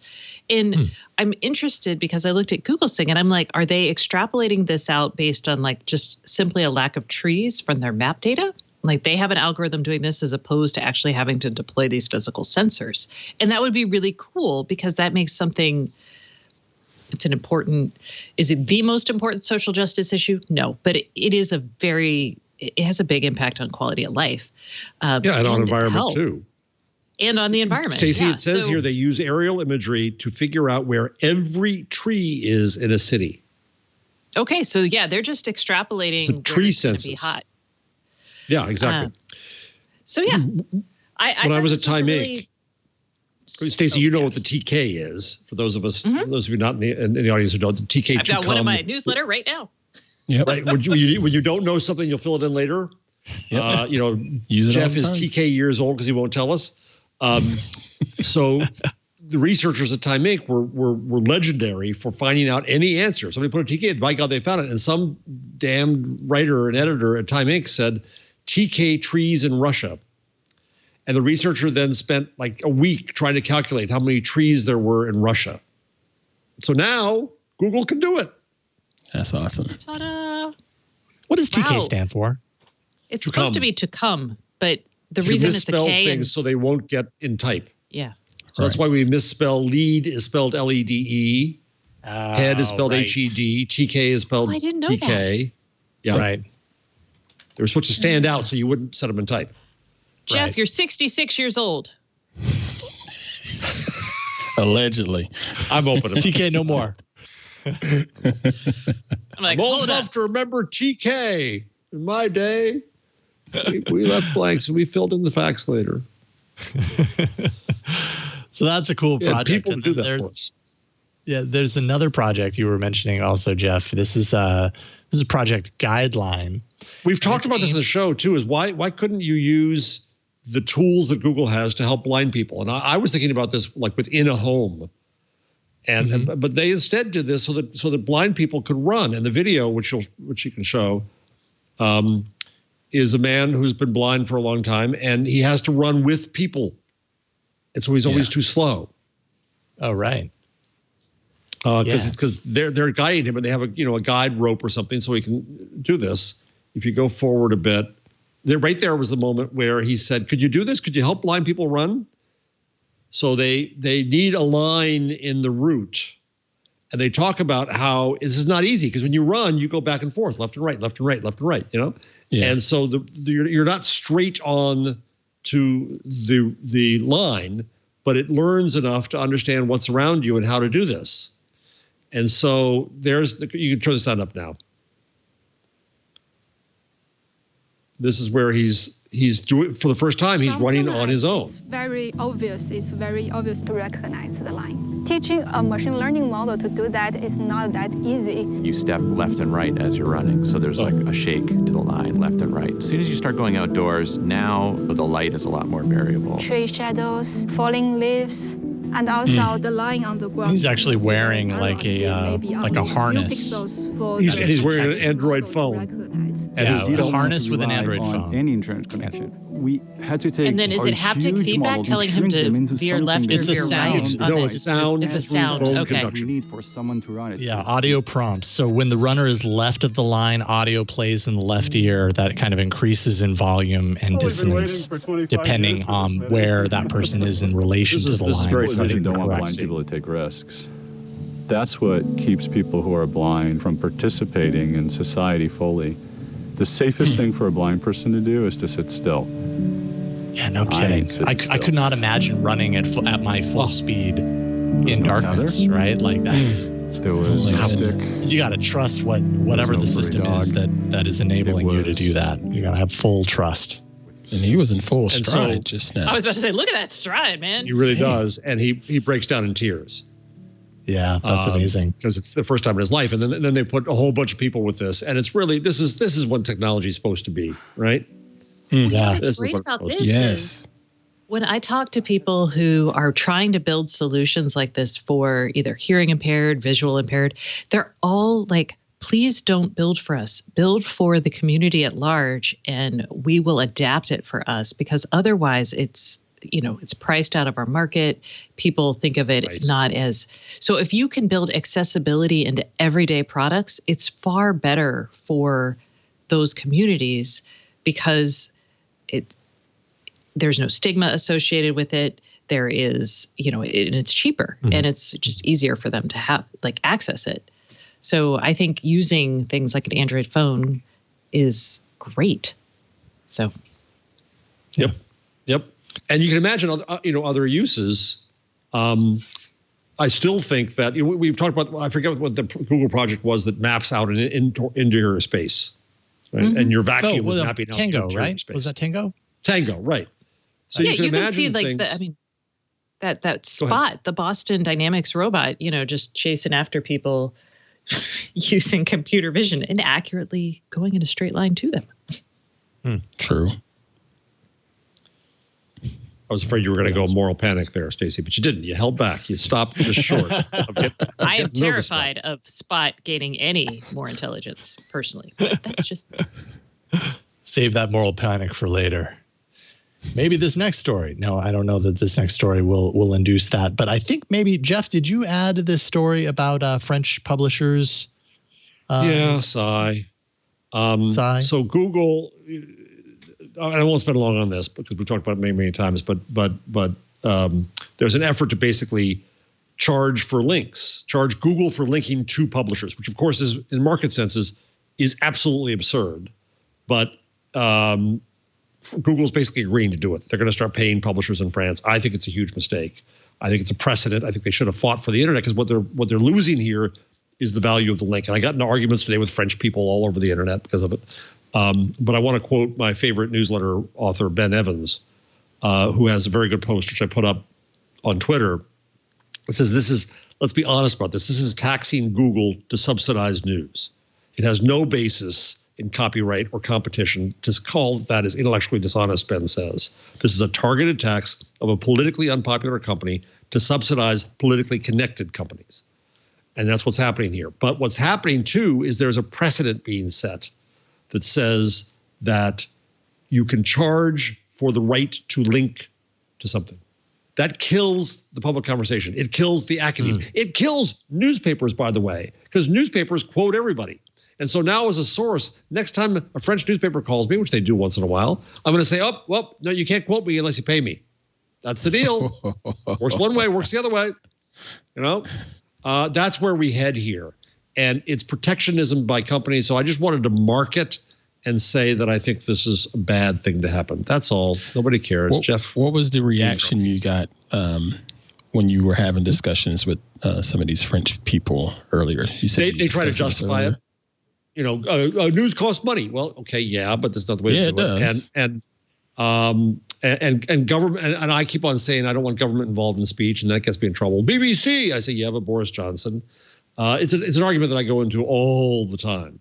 And no, we don't have the answers to all this. I don't say that we do, but we know that there are dangers to some of these paths, and this is a dangerous path. And Google's given up because the French government has pushed them to. And in a way, I don't blame them because path least resistance, but in a way, I do blame them for not standing up harder, longer for the sake of the net.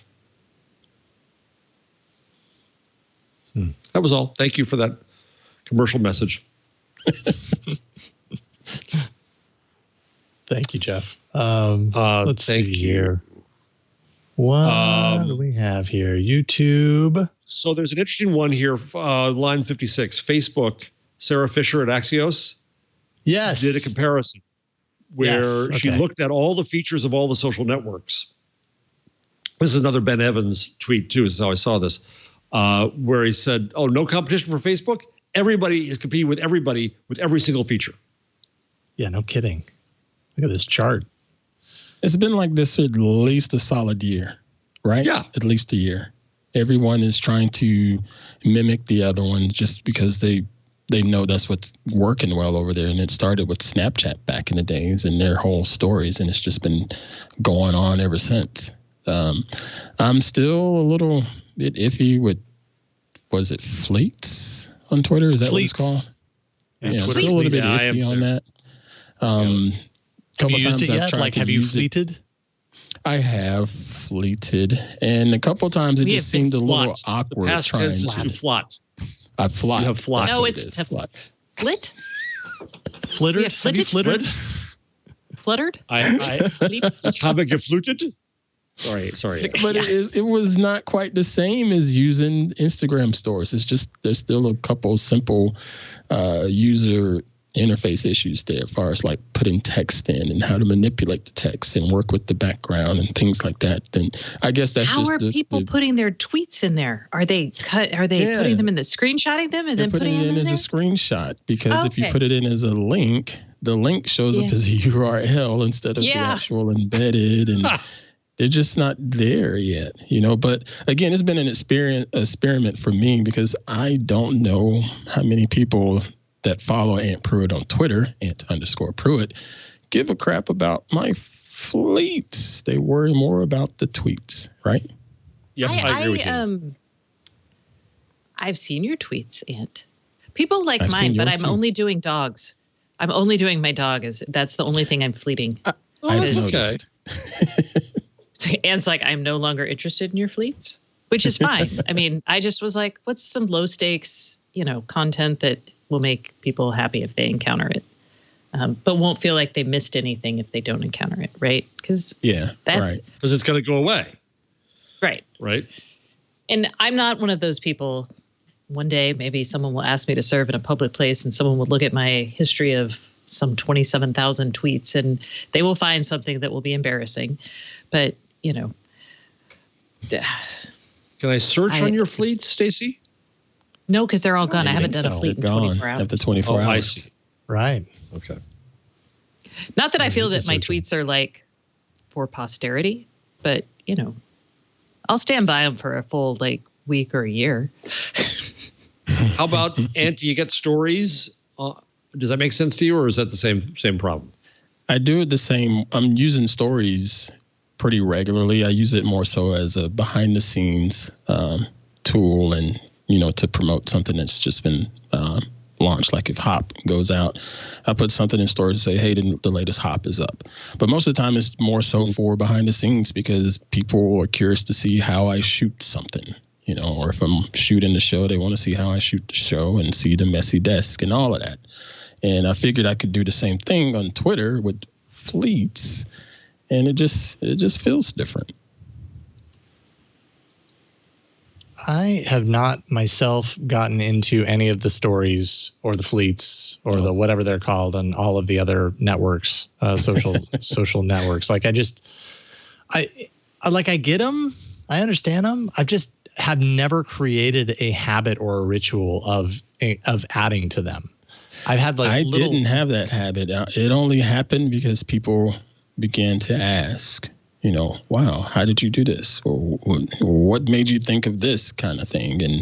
And that's the only reason I started doing it. Most people use stories to essentially vlog and, show off stuff. And that's not me. Right.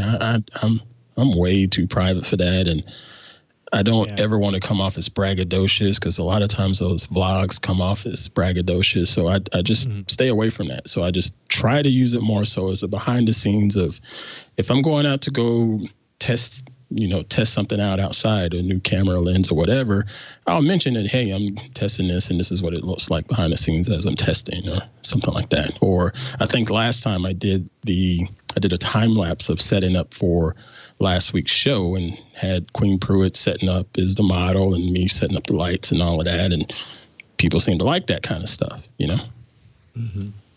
Yeah. And there's video stuff. I mean, I think of Twitter as my place to put my behind the scenes stuff, but it's a nice place, either stories or fleets or Twitter. Like if you are a journalist who is creating formal content, right? Like I know this, having a place to share the informal behind the scenes or just a little bit more of your authentic self, provided your authentic self is not, a terrible person. Yeah. I think it helps you connect with people in a way that, is nice and some of your audience will appreciate. Obviously not everybody, but yeah. Yeah, it does humanize you a bit. That at least that's the part of the approach that I have with it is, let people see that I am human and I am going to set up behind the scenes, and you will see me drop a C-stand right on my toe and fuss and cuss about it because I'm human and it happens, That's hopefully the film's rolling when that happens. It has, unfortunately. I just always especially now, where we're just kind of working out of our homes and everything, I have a hard time like thinking that anybody really would care that much to see what behind the scenes is here, because really behind the scenes is just me living my life with my family. And I don't necessarily like to put, to make the choice for them that I'm going to put them. Yeah, I'm pretty private. I don't make the choice to put them in front of my social media following. So my opportunities to use something like Stories or Fleets or whatever are very minuscule. So I just don't even think about it. And then I wonder, like, well, I should probably be doing more. Like, considering what I do for a living, I should probably be a little bit more public. I'm not going to speak as the Twit coworker here, Mr. Howell. I'm going to speak as the fan. I think your behind the scenes would be quite fascinating, because you have a pretty interesting story with, how you're passionate with Android, but you're a pretty technical guy, and you're also a pretty freaking cool musical guy. Your behind the scenes would be pretty interesting to see. I appreciate that. I could maybe see that more with the music stuff like that. That makes more sense to me when I'm actually writing anything, which I'm not actively right now. But the technical stuff, like, it's just me sitting on my bed, like, you know what I mean? But that's like, I'm sitting on my humanizing. bed working, like, but that is humanizing. I mean, believe me, like, I mean, my technical stuff is basically me armed with a phone running around my house, hitting reset on like a hub and then going back to the device. Or like, I mean, it's basically like Stacy runs around with a phone in her hand going, is it also daughter and husband yelling, "Mom, would you fix this thing of yours?" You guys, I was testing out a router and I had to take the internet down on a weekday. There was school. I mean, it was like she had a 40-minute lunch break. I felt like I was on 24. I mean, I was just like, come on, reset. You were AWS in Virginia. Yeah. Exactly. Yes.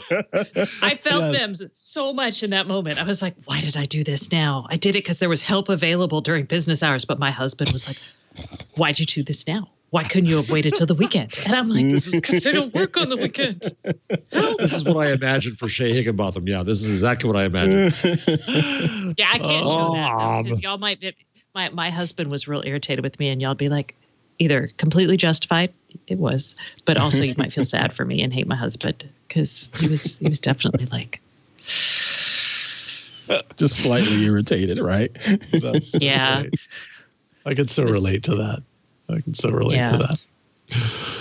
Hey, what do you think? Big news in my world. Oh, go ahead. Oh, okay. What is it? Go. No, just BuzzFeed taking over HuffPost. Jonah Peretti just bringing his peeps back together. Exactly. Is it Jonah Peretti? Is that, that's who it is, right? Jonah Peretti, who was one of the founders of Huffington Post, HuffPost as he now calls it, bringing it together. And basically, what Jonah's been saying lately is that because Vox, HuffPost, Quartz, BuzzFeed, they're all having problems now. Stacy lived there before with GigaOM. It's coming to the rest of them. And so Jonah's been arguing that there needs to be consolidation. They all need to gather together against the cold winds of media world. So we'll see. There was what's his name? Stratechery dude had a good take on all of that. But Ben Thompson. Ben Thompson, yes. Did y'all read it? It was his idea was, I'm not even going to go. I don't care. It's my industry and I don't care. I'm like, I'll look it up. Look it up, Jeff. You'll like it. It was smart. Yeah, you got to read his stuff. It's kind of like trying to describe his writing is incredibly difficult because he's so wicked smart. Like, he's so smart and so long at it. He takes you through a tour of an entire I was like, country. I just don't want to go through the whole totally. I'm like, there's a lot of background. Just go. Really, the best option is to just go read it for yourself. That's what you need to do at the end of the day. You'll enjoy it. I promise. What do you say we jump into a little change log? Want to do that? Woo-hoo-hoo-hoo. Let's change some logs together. Or log some changes? Craft brewing has an indispensable 21st century ingredient. Hyper-converged infrastructure. That infrastructure supports... I thought it was a new theme song. So I was like, what is happening? I was like, we're back to that podcast again. We got some new production values going on here. Love it. At first I didn't think we had a lot in here, and then suddenly it ballooned. So buckle up. First, Google announced some family-focused features coming to both Assistant and Google Fi. We'll start with Assistant here.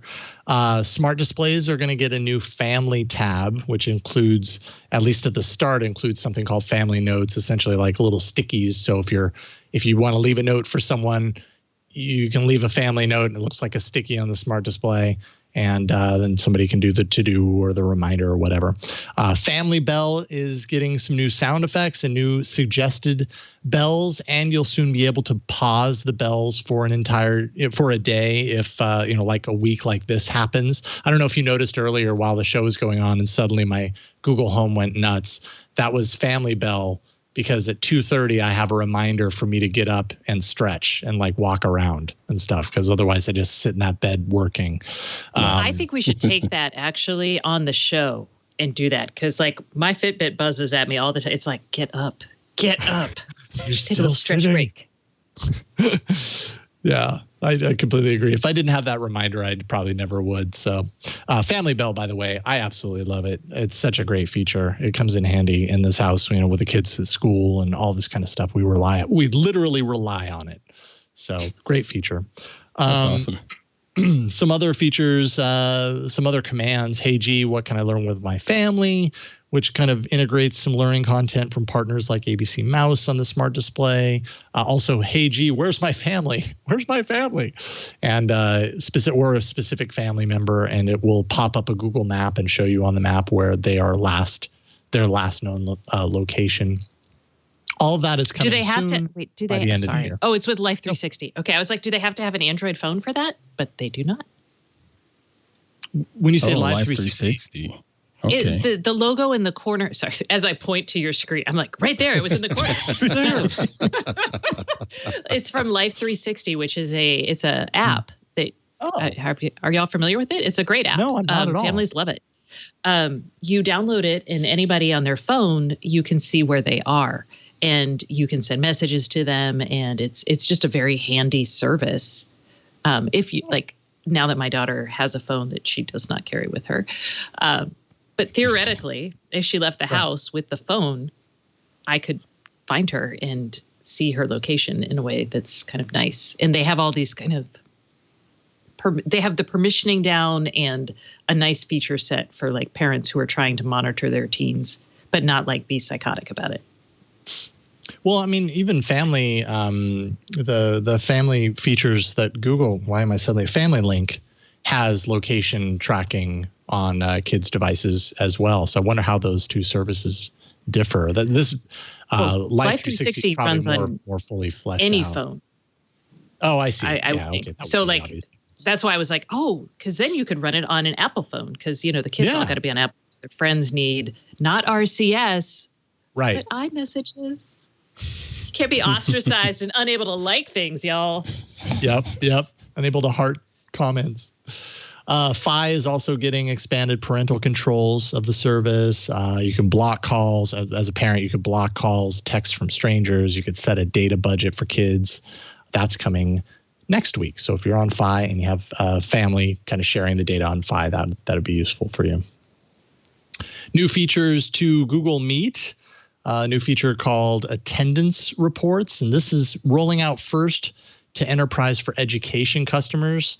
Eventually, it's going to roll out to other workplace tiers, but it's essentially a spreadsheet that's emailed out, from my understanding, at the end of the meeting with the names, email addresses, length of time on the call of all the people that have attended, at what point in the meeting they attended.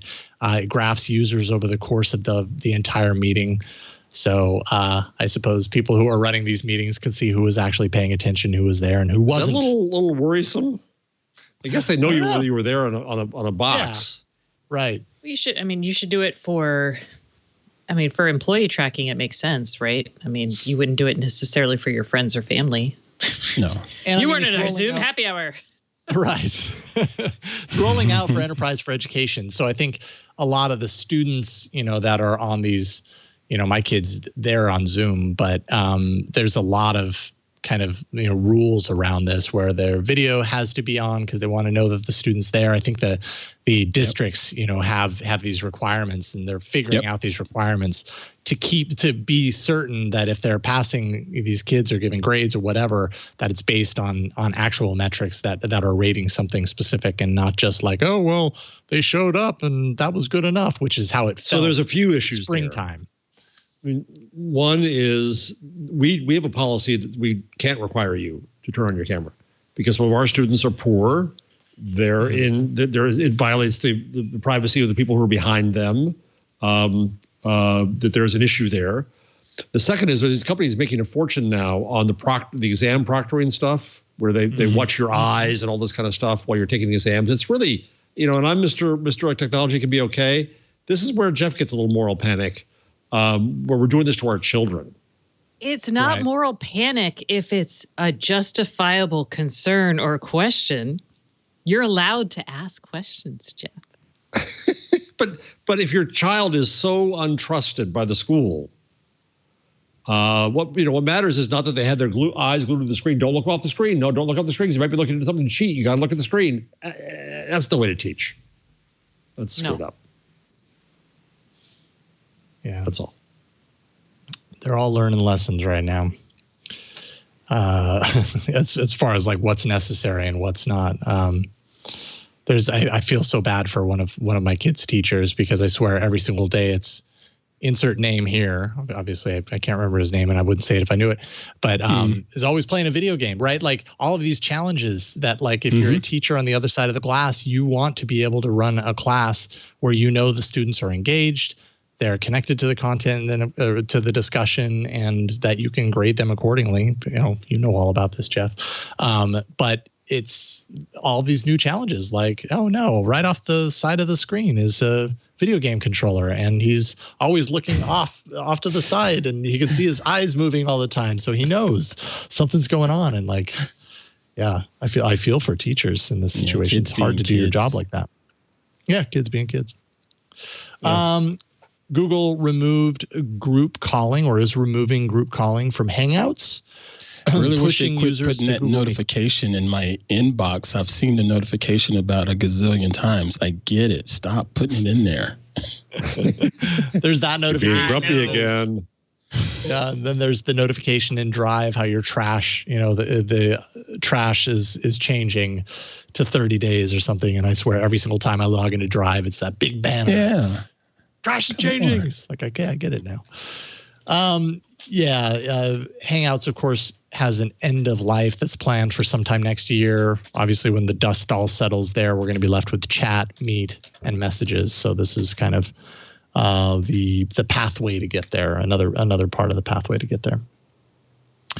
New Google Pay rolled out last week. You guys talked about it on the show. But it does have some caveats, which people weren't as aware of when it launched at first. First of all, the Google Pay website is going to go away, or the web app rather, goes away January 2021. This means no person-to-person money transfers or payments or anything using the web. It must happen through the new app. And in fact, the old app is going to stop allowing peer-to-peer payments as well. So you have to use the new app. And then the new system is also going to add a 1.5% fee on instant money transfers. On the old system, there was no fee there. Now they're going to charge the 1.5% fee. So pretty standard though, right? Pretty standard, right? Yeah, I would imagine that's pretty standard. But it was free before, so it's good to know you're going to be charged now going forward. Chrome update launched last week, speeds up the browser, better on battery. It reduces CPU by 5 times, extends battery, they say, by 1.25 hours, launches 25% faster, loads pages 7% faster. But it also, in that announcement, they made mention of a few other features which are kind of neat. Tab search. For all of you crazy people that love to load your Chrome instance with millions of tabs, I don't know how you do it, but now there's going to be a search feature coming to Chromebooks first. Unbelievable. So you can look for that. I know. I've never been able to do that. I get stressed out. I have 20 open, and that's about all I can handle. That would be about my limit, and that would be pushing it for me for sure. When I can't read at least a little bit of the words up in the tab, then I know it's just too much of it. When it's just this tiny little that's my giveaway too. Close a few of them, dude. Exactly. Also, Chrome actions. So this is using the bar in your Chrome browser to issue actions like edit password or delete history or clear cache or launch incognito mode. You type that into the bar and it'll do the thing instead of having to go into the settings or the pull down menu or anything like that. You can just type it in there and jump right to it. So that's kind of cool. It's one of those features I'm like, oh, I'm surprised that wasn't there before. That makes a lot of sense. Yeah. And finally, go ahead and type into your Google search Happy Thanksgiving. When you do that, you'll get a little translation box up at the top of your search results. You can enter anything into the English or any other language section on the left, and it'll translate it into turkey gobbles. So, okay, I'm doing important work. Biscuit comes out as gobble. Oh, I need it to tuck. Oh, yeah, Jesus. And you can listen to it. Yeah, be careful. Surprised her. I asked what time is dinner, and that was the answer. That turkey did sound appropriately upset over dinner. And it even says poultry verified, so you know it's an official source. Wow. So that's good. Nice. Go ahead and do that for some reason. And that is the Google changelog. You say for some reason, but my daughter will love this. This is a Today girl. in New Belgium, the ancient craft of brewing has an indispensable 21st century ingredient. John's hitting the wrong button. I love it. Infrastructure supports almost every aspect of plant. We're going to have a different outro. There we go. Look, the TriCaster, it's basically like a mousetrap game, like the mousetrap board game. Sorry, it's Burke. I took over for John. Yeah. Oh, Mr. I'm covering for you, man. I know what it's like to take over a TriCaster and sit down. You just don't know half the settings. Yeah. Like, when I push that happens now. Let's take a break, and then we will get back and do some tips and tricks and stuff. I can't wait to show off mine. I'm really proud of what I found for y'all. But first, this episode of This Week in Google is brought to you by Bandwidth. Bandwidth has injected the power of software into telephony, delivering cloud-ready voice calling. You got text messaging and 911 built for the enterprise. They've helped some of the biggest brands in the world disrupt industries, create new products, and change how people communicate. So for over 10 years, Google has relied on Bandwidth for many of their communications needs. We were talking about it earlier, from Google Meet to Google Homes, even the Google Home that announced itself earlier while we were doing the show. Bandwidth APIs are behind the scenes of Google products, and they're ensuring quality communications. Google and other giants like Microsoft and Zoom rely on Bandwidth to bring their most important customer experiences to life. So that's from sending SMS notifications at just the right time, to making sure contact center calls sound crystal clear, to ensuring reliable and secure 911 call routing. Bandwidth's own Tier 1 carrier network backs their API platform, allowing for a no middleman pricing structure.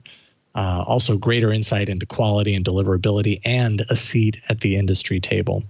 Rover's co-founder and director of software development, Philip Kimmey, raves about Bandwidth, saying no other provider offered the same level of hands-on support or cost savings that Bandwidth has been able to deliver. Their flexible APIs made it simple for us to get up and running without missing a beat. So you can join companies like Google, like Microsoft and Zoom, who build with Bandwidth. Get the power and the reliability of a Tier 1 carrier network paired with the control and agility of enterprise-grade APIs with Bandwidth. Start a free trial at bandwidth.com/twig. That's bandwidth.com/twig. And we thank Bandwidth for their support of This Week in Google. And man, with all these phones, they just all go off when I say the word Google. Like one of them hears it wrong. There's a sitcom. One of my favorite tweets from you here recently was the alarm going off in the morning, and the phone, one of the phones ends up being under the bed. And you're trying to find which one of these things is going off, and come to find out it's actually under the bed. because Google has gotten really good at, or has gotten better. You know how it used to be, like if you got a new phone and you wanted to set it up, you had to manually install all of the apps that you had on your old phone to the new. Right. Google's gotten much better at automatically transferring over apps, or at least installing them. But some apps go deeper. Some apps like revive on the new phone with the settings from the old phone. And one of the apps that does that every time is the alarm clock. And so, I've got, I showed you earlier, I've got like 15 phones on the desk right now. And if I have even one of those powered up that I forget to shut down at the end of the night, then probably in the morning on like a weekend or whatever, my alarm on one of those phones is going to start going off at 6:30, and it could be any number of noises. Usually it's a really loud, annoying noise because I didn't set it up properly. So this is the Android version of what Stacy has. Dad, your phone's going off again. Dad. Thankfully, it doesn't wake anyone else up, but it definitely wakes me up. And it's like the worst way to start the day is like fumbling in the dark with 15 phones, trying to find the one that's alarm is going off. You tweeted that, and I just couldn't help but laugh because I could see it just so vividly. Oh my goodness, it's happened so many times, so many times. All right, let's do some picks. Why don't we start with you, Ant? What you got? Well, I want to give a shout out to someone back in Charlotte. This gentleman used to go out with me on my photo walks whenever I offer up for people to meet up for photo walks. His name is Mike Wilson, and he's an aspiring photographer. And over the last year and a half, 2 years, it's been just unbelievable to see his growth and see how much better he's gotten, and seeing now that his business is starting to build and he's invested in himself. He was part of Peter Hurley's headshot crew schooling, and it's really, really paying off. And he's been putting some things on his Instagram page, and he just continues to blow me away. And the latest thing he put out there, I just had to stop and say, look, dude, I'm happy for you. It's just great to see other creators that are starting out and just putting in the work, putting in the effort, and then starting to see some of the fruits from their labor, if you will. And it's just, it's just great to see that. But Mike Wilson, the website is mjwphoto.com. We'll have that in our show notes. But you can see on the screen right now, he does some amazing headshots, just beautiful work. Yeah, I'm thumbing through them right now. Great quality. And he does some location shots as well. I've seen him work on a couple of those in downtown Charlotte, and and he's using a APS-C camera. It's not a full frame sensor, and he's using an old Fuji, so he's not using all of this expensive, fancy schmancy equipment. He's just using what he has, and he's getting the job done. It's unbelievable. I love it. Right on. Love it. Talented. And that's some of his real estate work he's been doing too. So yeah, shout out to you, Mike. I hadn't been able to see you in a long time, man. It was always great to hang out with you, for sure. And then secondly, I want to just plug my YouTube channel, youtube.com/AntPruitt. Go over there, subscribe, watch some videos. It's growing, and I'm enjoying the growth. So let's keep it going. Right on. Create and dominate. Yeah. youtube.com/AntPruitt. Nice. Thank you, Ant. Thank you. Jeff, what you got? Oh, let's see here. I'm going to do this one. So as of now in California, robo-taxis can start charging for rides. So my question is, would you be comfortable taking a ride in a robo-taxi in a self-driving car with no driver? Sure. They drive like 20 miles an hour. It's fine. Yeah. Seems like all of the tech is in place, right? No, we are not at level 5 autonomy yet, but sure. Yeah, I would. I've got one other thing. Since we are at Thanksgiving week, I want to see if anybody. This brought back memories to me. I saw it on Twitter as the show started. Mm-hmm. I never heard by this title, Lutheran sushi. Have you ever heard of this? What? No. Negative. Otherwise known as pickle rolls. What? This is very Midwest. This is very my heritage. A pickle with cream cheese and ham. Oh yeah. I've had those. I did that to get Stacy's face. Yeah, I've had those. They'll do in a pinch. Yeah, they're kind of good, aren't they? They'll do It's bringing back major. We do jalapenos with cream cheese and bacon and shrimp. So that's far too fancy. See, that's tailgating Middle food. America, Stacy. It's tailgating food. Not. Yeah, it's a tailgate. My mom used to spread cream cheese inside rolls of deli meat ham, and she would cut it in thirds and stick toothpicks and give it to me. My brother and I. It's fancy. There you go. Yeah, it's always fancier with a toothpick through it. That was actually my question on the pickle roll-up. We would ask for something fancy, and that's what we would get. There it is. Yep. There it is. Okay, now I'm sold. When I just saw the pickle roll-ups with no toothpick, I was on the fence. But now the toothpick. Now it's fancy. Now you're like, the toothpick really steps it up, and I'm in. Yeah. Ooh, fried cheese. I always think of tailgating when I see that. While we're on food, one quick second, Stacy, because you're the one who does all the fancy stuff. What are you fixing tomorrow? Oh, tomorrow is a low-key Thanksgiving. We're only having 5 dishes.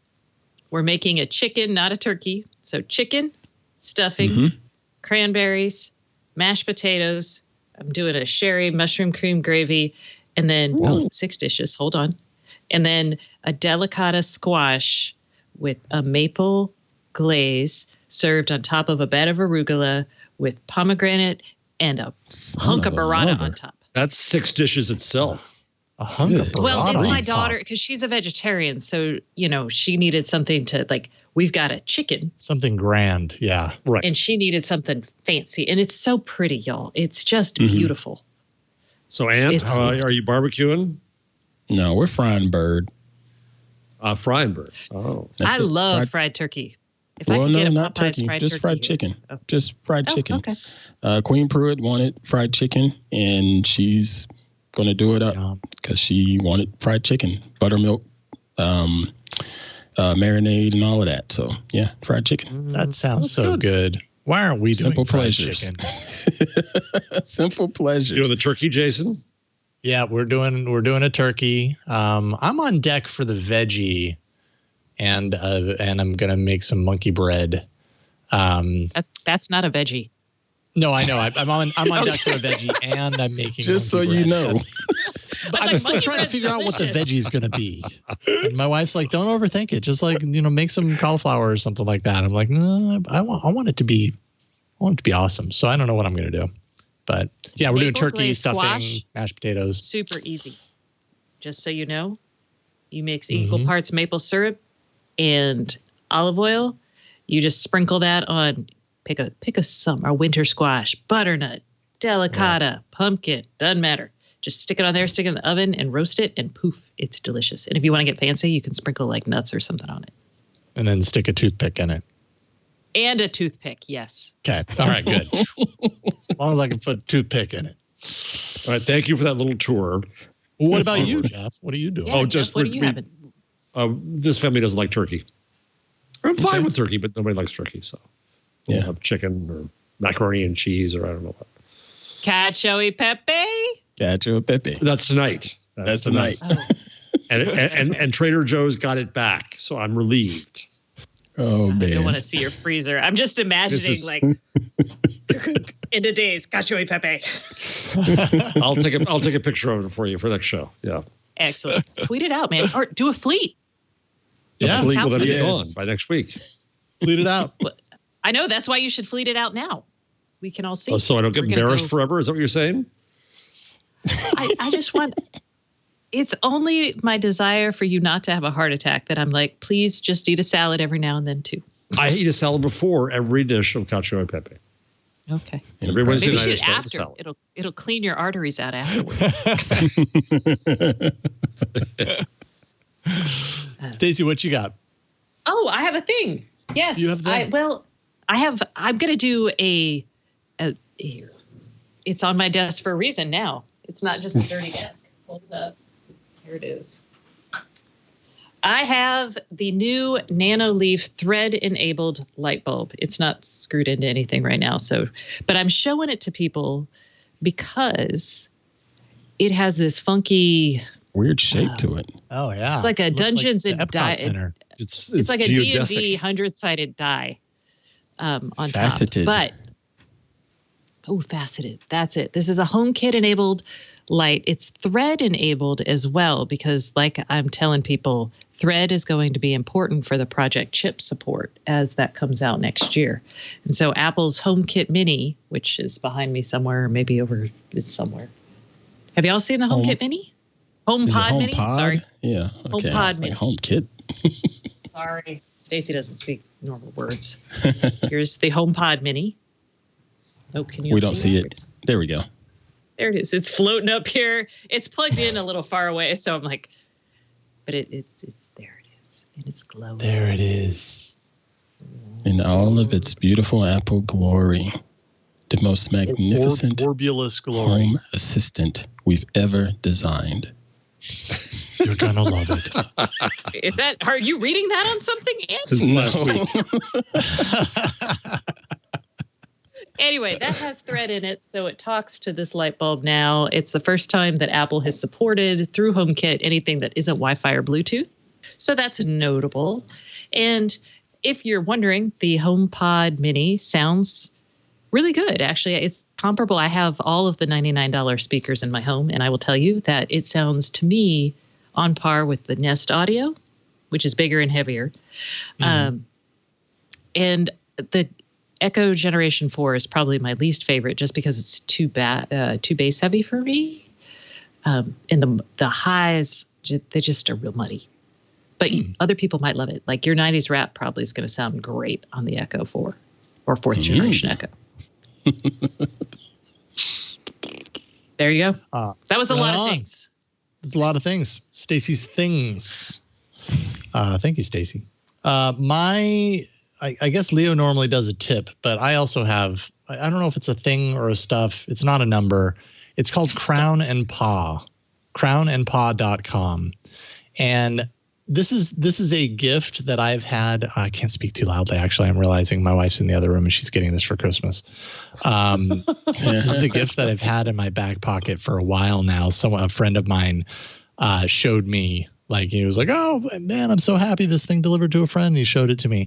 You take a really awesome picture of your pet, and you have to do it in the right lighting conditions. So I took my dog outside, and didn't do it in direct sunlight. I did it kind of like in well lit shade, so there was nice, even, bright light, but nothing like super harsh or anything.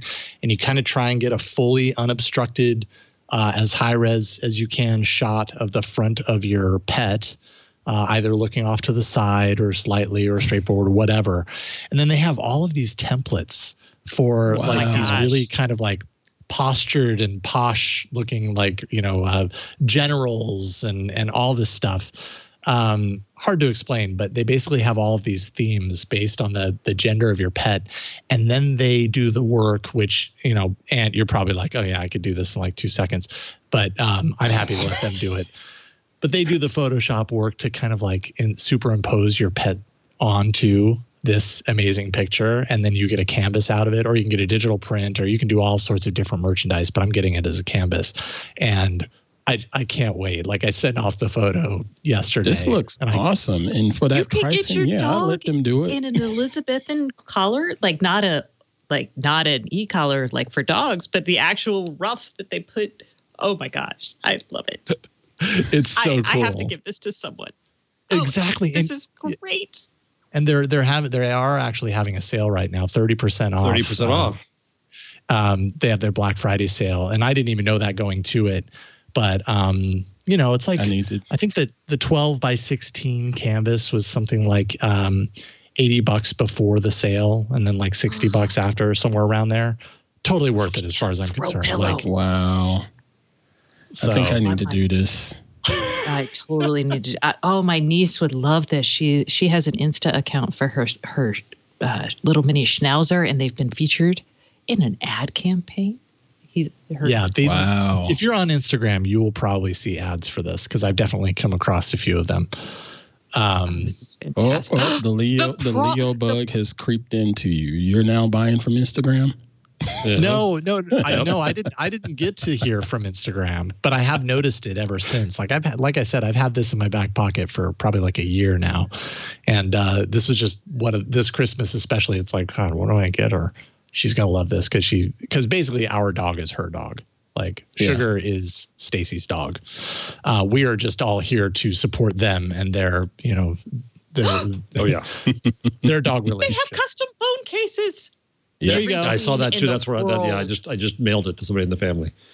Oh my gosh. So it's just really well done, and they proof it. So I'll get a proof in a couple of days, and then I can tell them whether it's okay or if there needs to be changes or whatever. So, there's like a little back and forth, and I just think it's hilarious. So if you're wondering like a nice kooky weird, but probably perfect gift option for like a pet lover in your life, this is probably a really great way to go.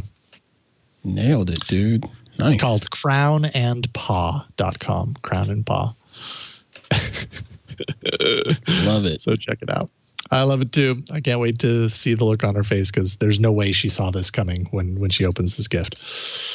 So that is that. And we have reached the end of This Week in Google. And you survived. Fun times as always. Always. Thank you so much for allowing me to sit in Leo's place for an episode. Jeff Jarvis, buzzmachine.com. Anything else you want to tell people before you get off to your Thanksgiving? That's fine. That's fine. Right on. Good to see you, Jeff. That's good enough. All right. Also, such a curmudgeon. Hey, says the curmudgeon of the week. Yes. Hey, we are a show full of curmudgeons. This is This Week in Old Men right here. Get off my lawn. Sorry, That's Jason, exactly you're trying it. to end the show. Go for it. That's exactly it, though. Which Stacy always supports the idea of doing that. She always is in favor of ending the show. I didn't have lunch this time. Stacy on IoT.com. Any other URLs or things you want to promote? Feel free to sign up for my newsletter at stacyoniot.com. And this Friday, we will be sending out our gift guide. Woo-hoo. Nice. Very nice. Nice. I didn't say nice. Nice. Thank you. And Ant Pruitt, hands-on photography, twit.tv/hop. What else you want to promote? Anything else? Oh, I was supposed to show y'all the desk. Whoa. Oh, there it is. Yep. Wow. That is a lot of stuff. I could not work there. I get it done, though. There's stuff getting done because I have an old Nokia phone up there on the left, huh? And I have a checklist. I write notes and scratch things off, so I still get stuff done. I relate to your desk. I have to break in for a second and share. I got you all topped, by the way. Look at Bert's desk. Yes. What? Yes, I've seen gives that me anxiety. Desk, and that's exactly how it looks. Stacy's shaking right now. It's too much. I love it. It's been so long since I've been in the studio that it's usually normal for me to walk past your desk, Burke, and see all of that. But watching it out of context, it's a different story. It's organized. It's organized. Trust me. I know where everything is. Exactly. You can find me here on the Twit Network or on Twitter at Jason Howell doing shows. We just had episode 500 of All About Android last night, so we had a lot of fun. It was totally news light, but we had different folks who have been on the show in the past on to just talk about life. So we had a good time yesterday. So check that out, twit.tv/AAA. And that is it for this week's episode of This Week in Google. Of course, we record live every Wednesday. 4 p.m.? No, the time on the site is wrong. It's now 2 p.m. Pacific, right? 5 p.m. Eastern. Correct. 2200 UTC. So we need to update the website. Ooh, that was very impressive. You did the UTC calculation. Very good, Jason. I just added one to what was there. Oh, okay. That's math I can deal with. I can handle that. Jason, just let him be impressed. It'll make it easier to work with going forward. My eyes. Thank you, Jeff. I appreciate it. I know I'm good. Twit.tv/TWIG is where you can go to find all the ways to subscribe. Jump out to YouTube, subscribe with your favorite podcatcher. The most important thing is that you subscribe so you don't miss a single episode. That is it for this week. Next week, Leo will be back in the studio joining you for This Week in Google. But until then, have a wonderful week. And if you're in the U.S., have a wonderful Thanksgiving tomorrow. And we'll see you next time on This Week in Google. Bye, everybody. Want more twit? Well, check out Smart Tech Today. It's at twit.tv/STT. It's the show where Matthew Casanelli and I cover everything there is to know about smart tech. It's automation, it's connected devices, it's smart home, it's all those goodies and so much more. We get the news, we get the latest devices, we do reviews, everything. You got to check it out, twit.tv/STT for Smart Tech Today.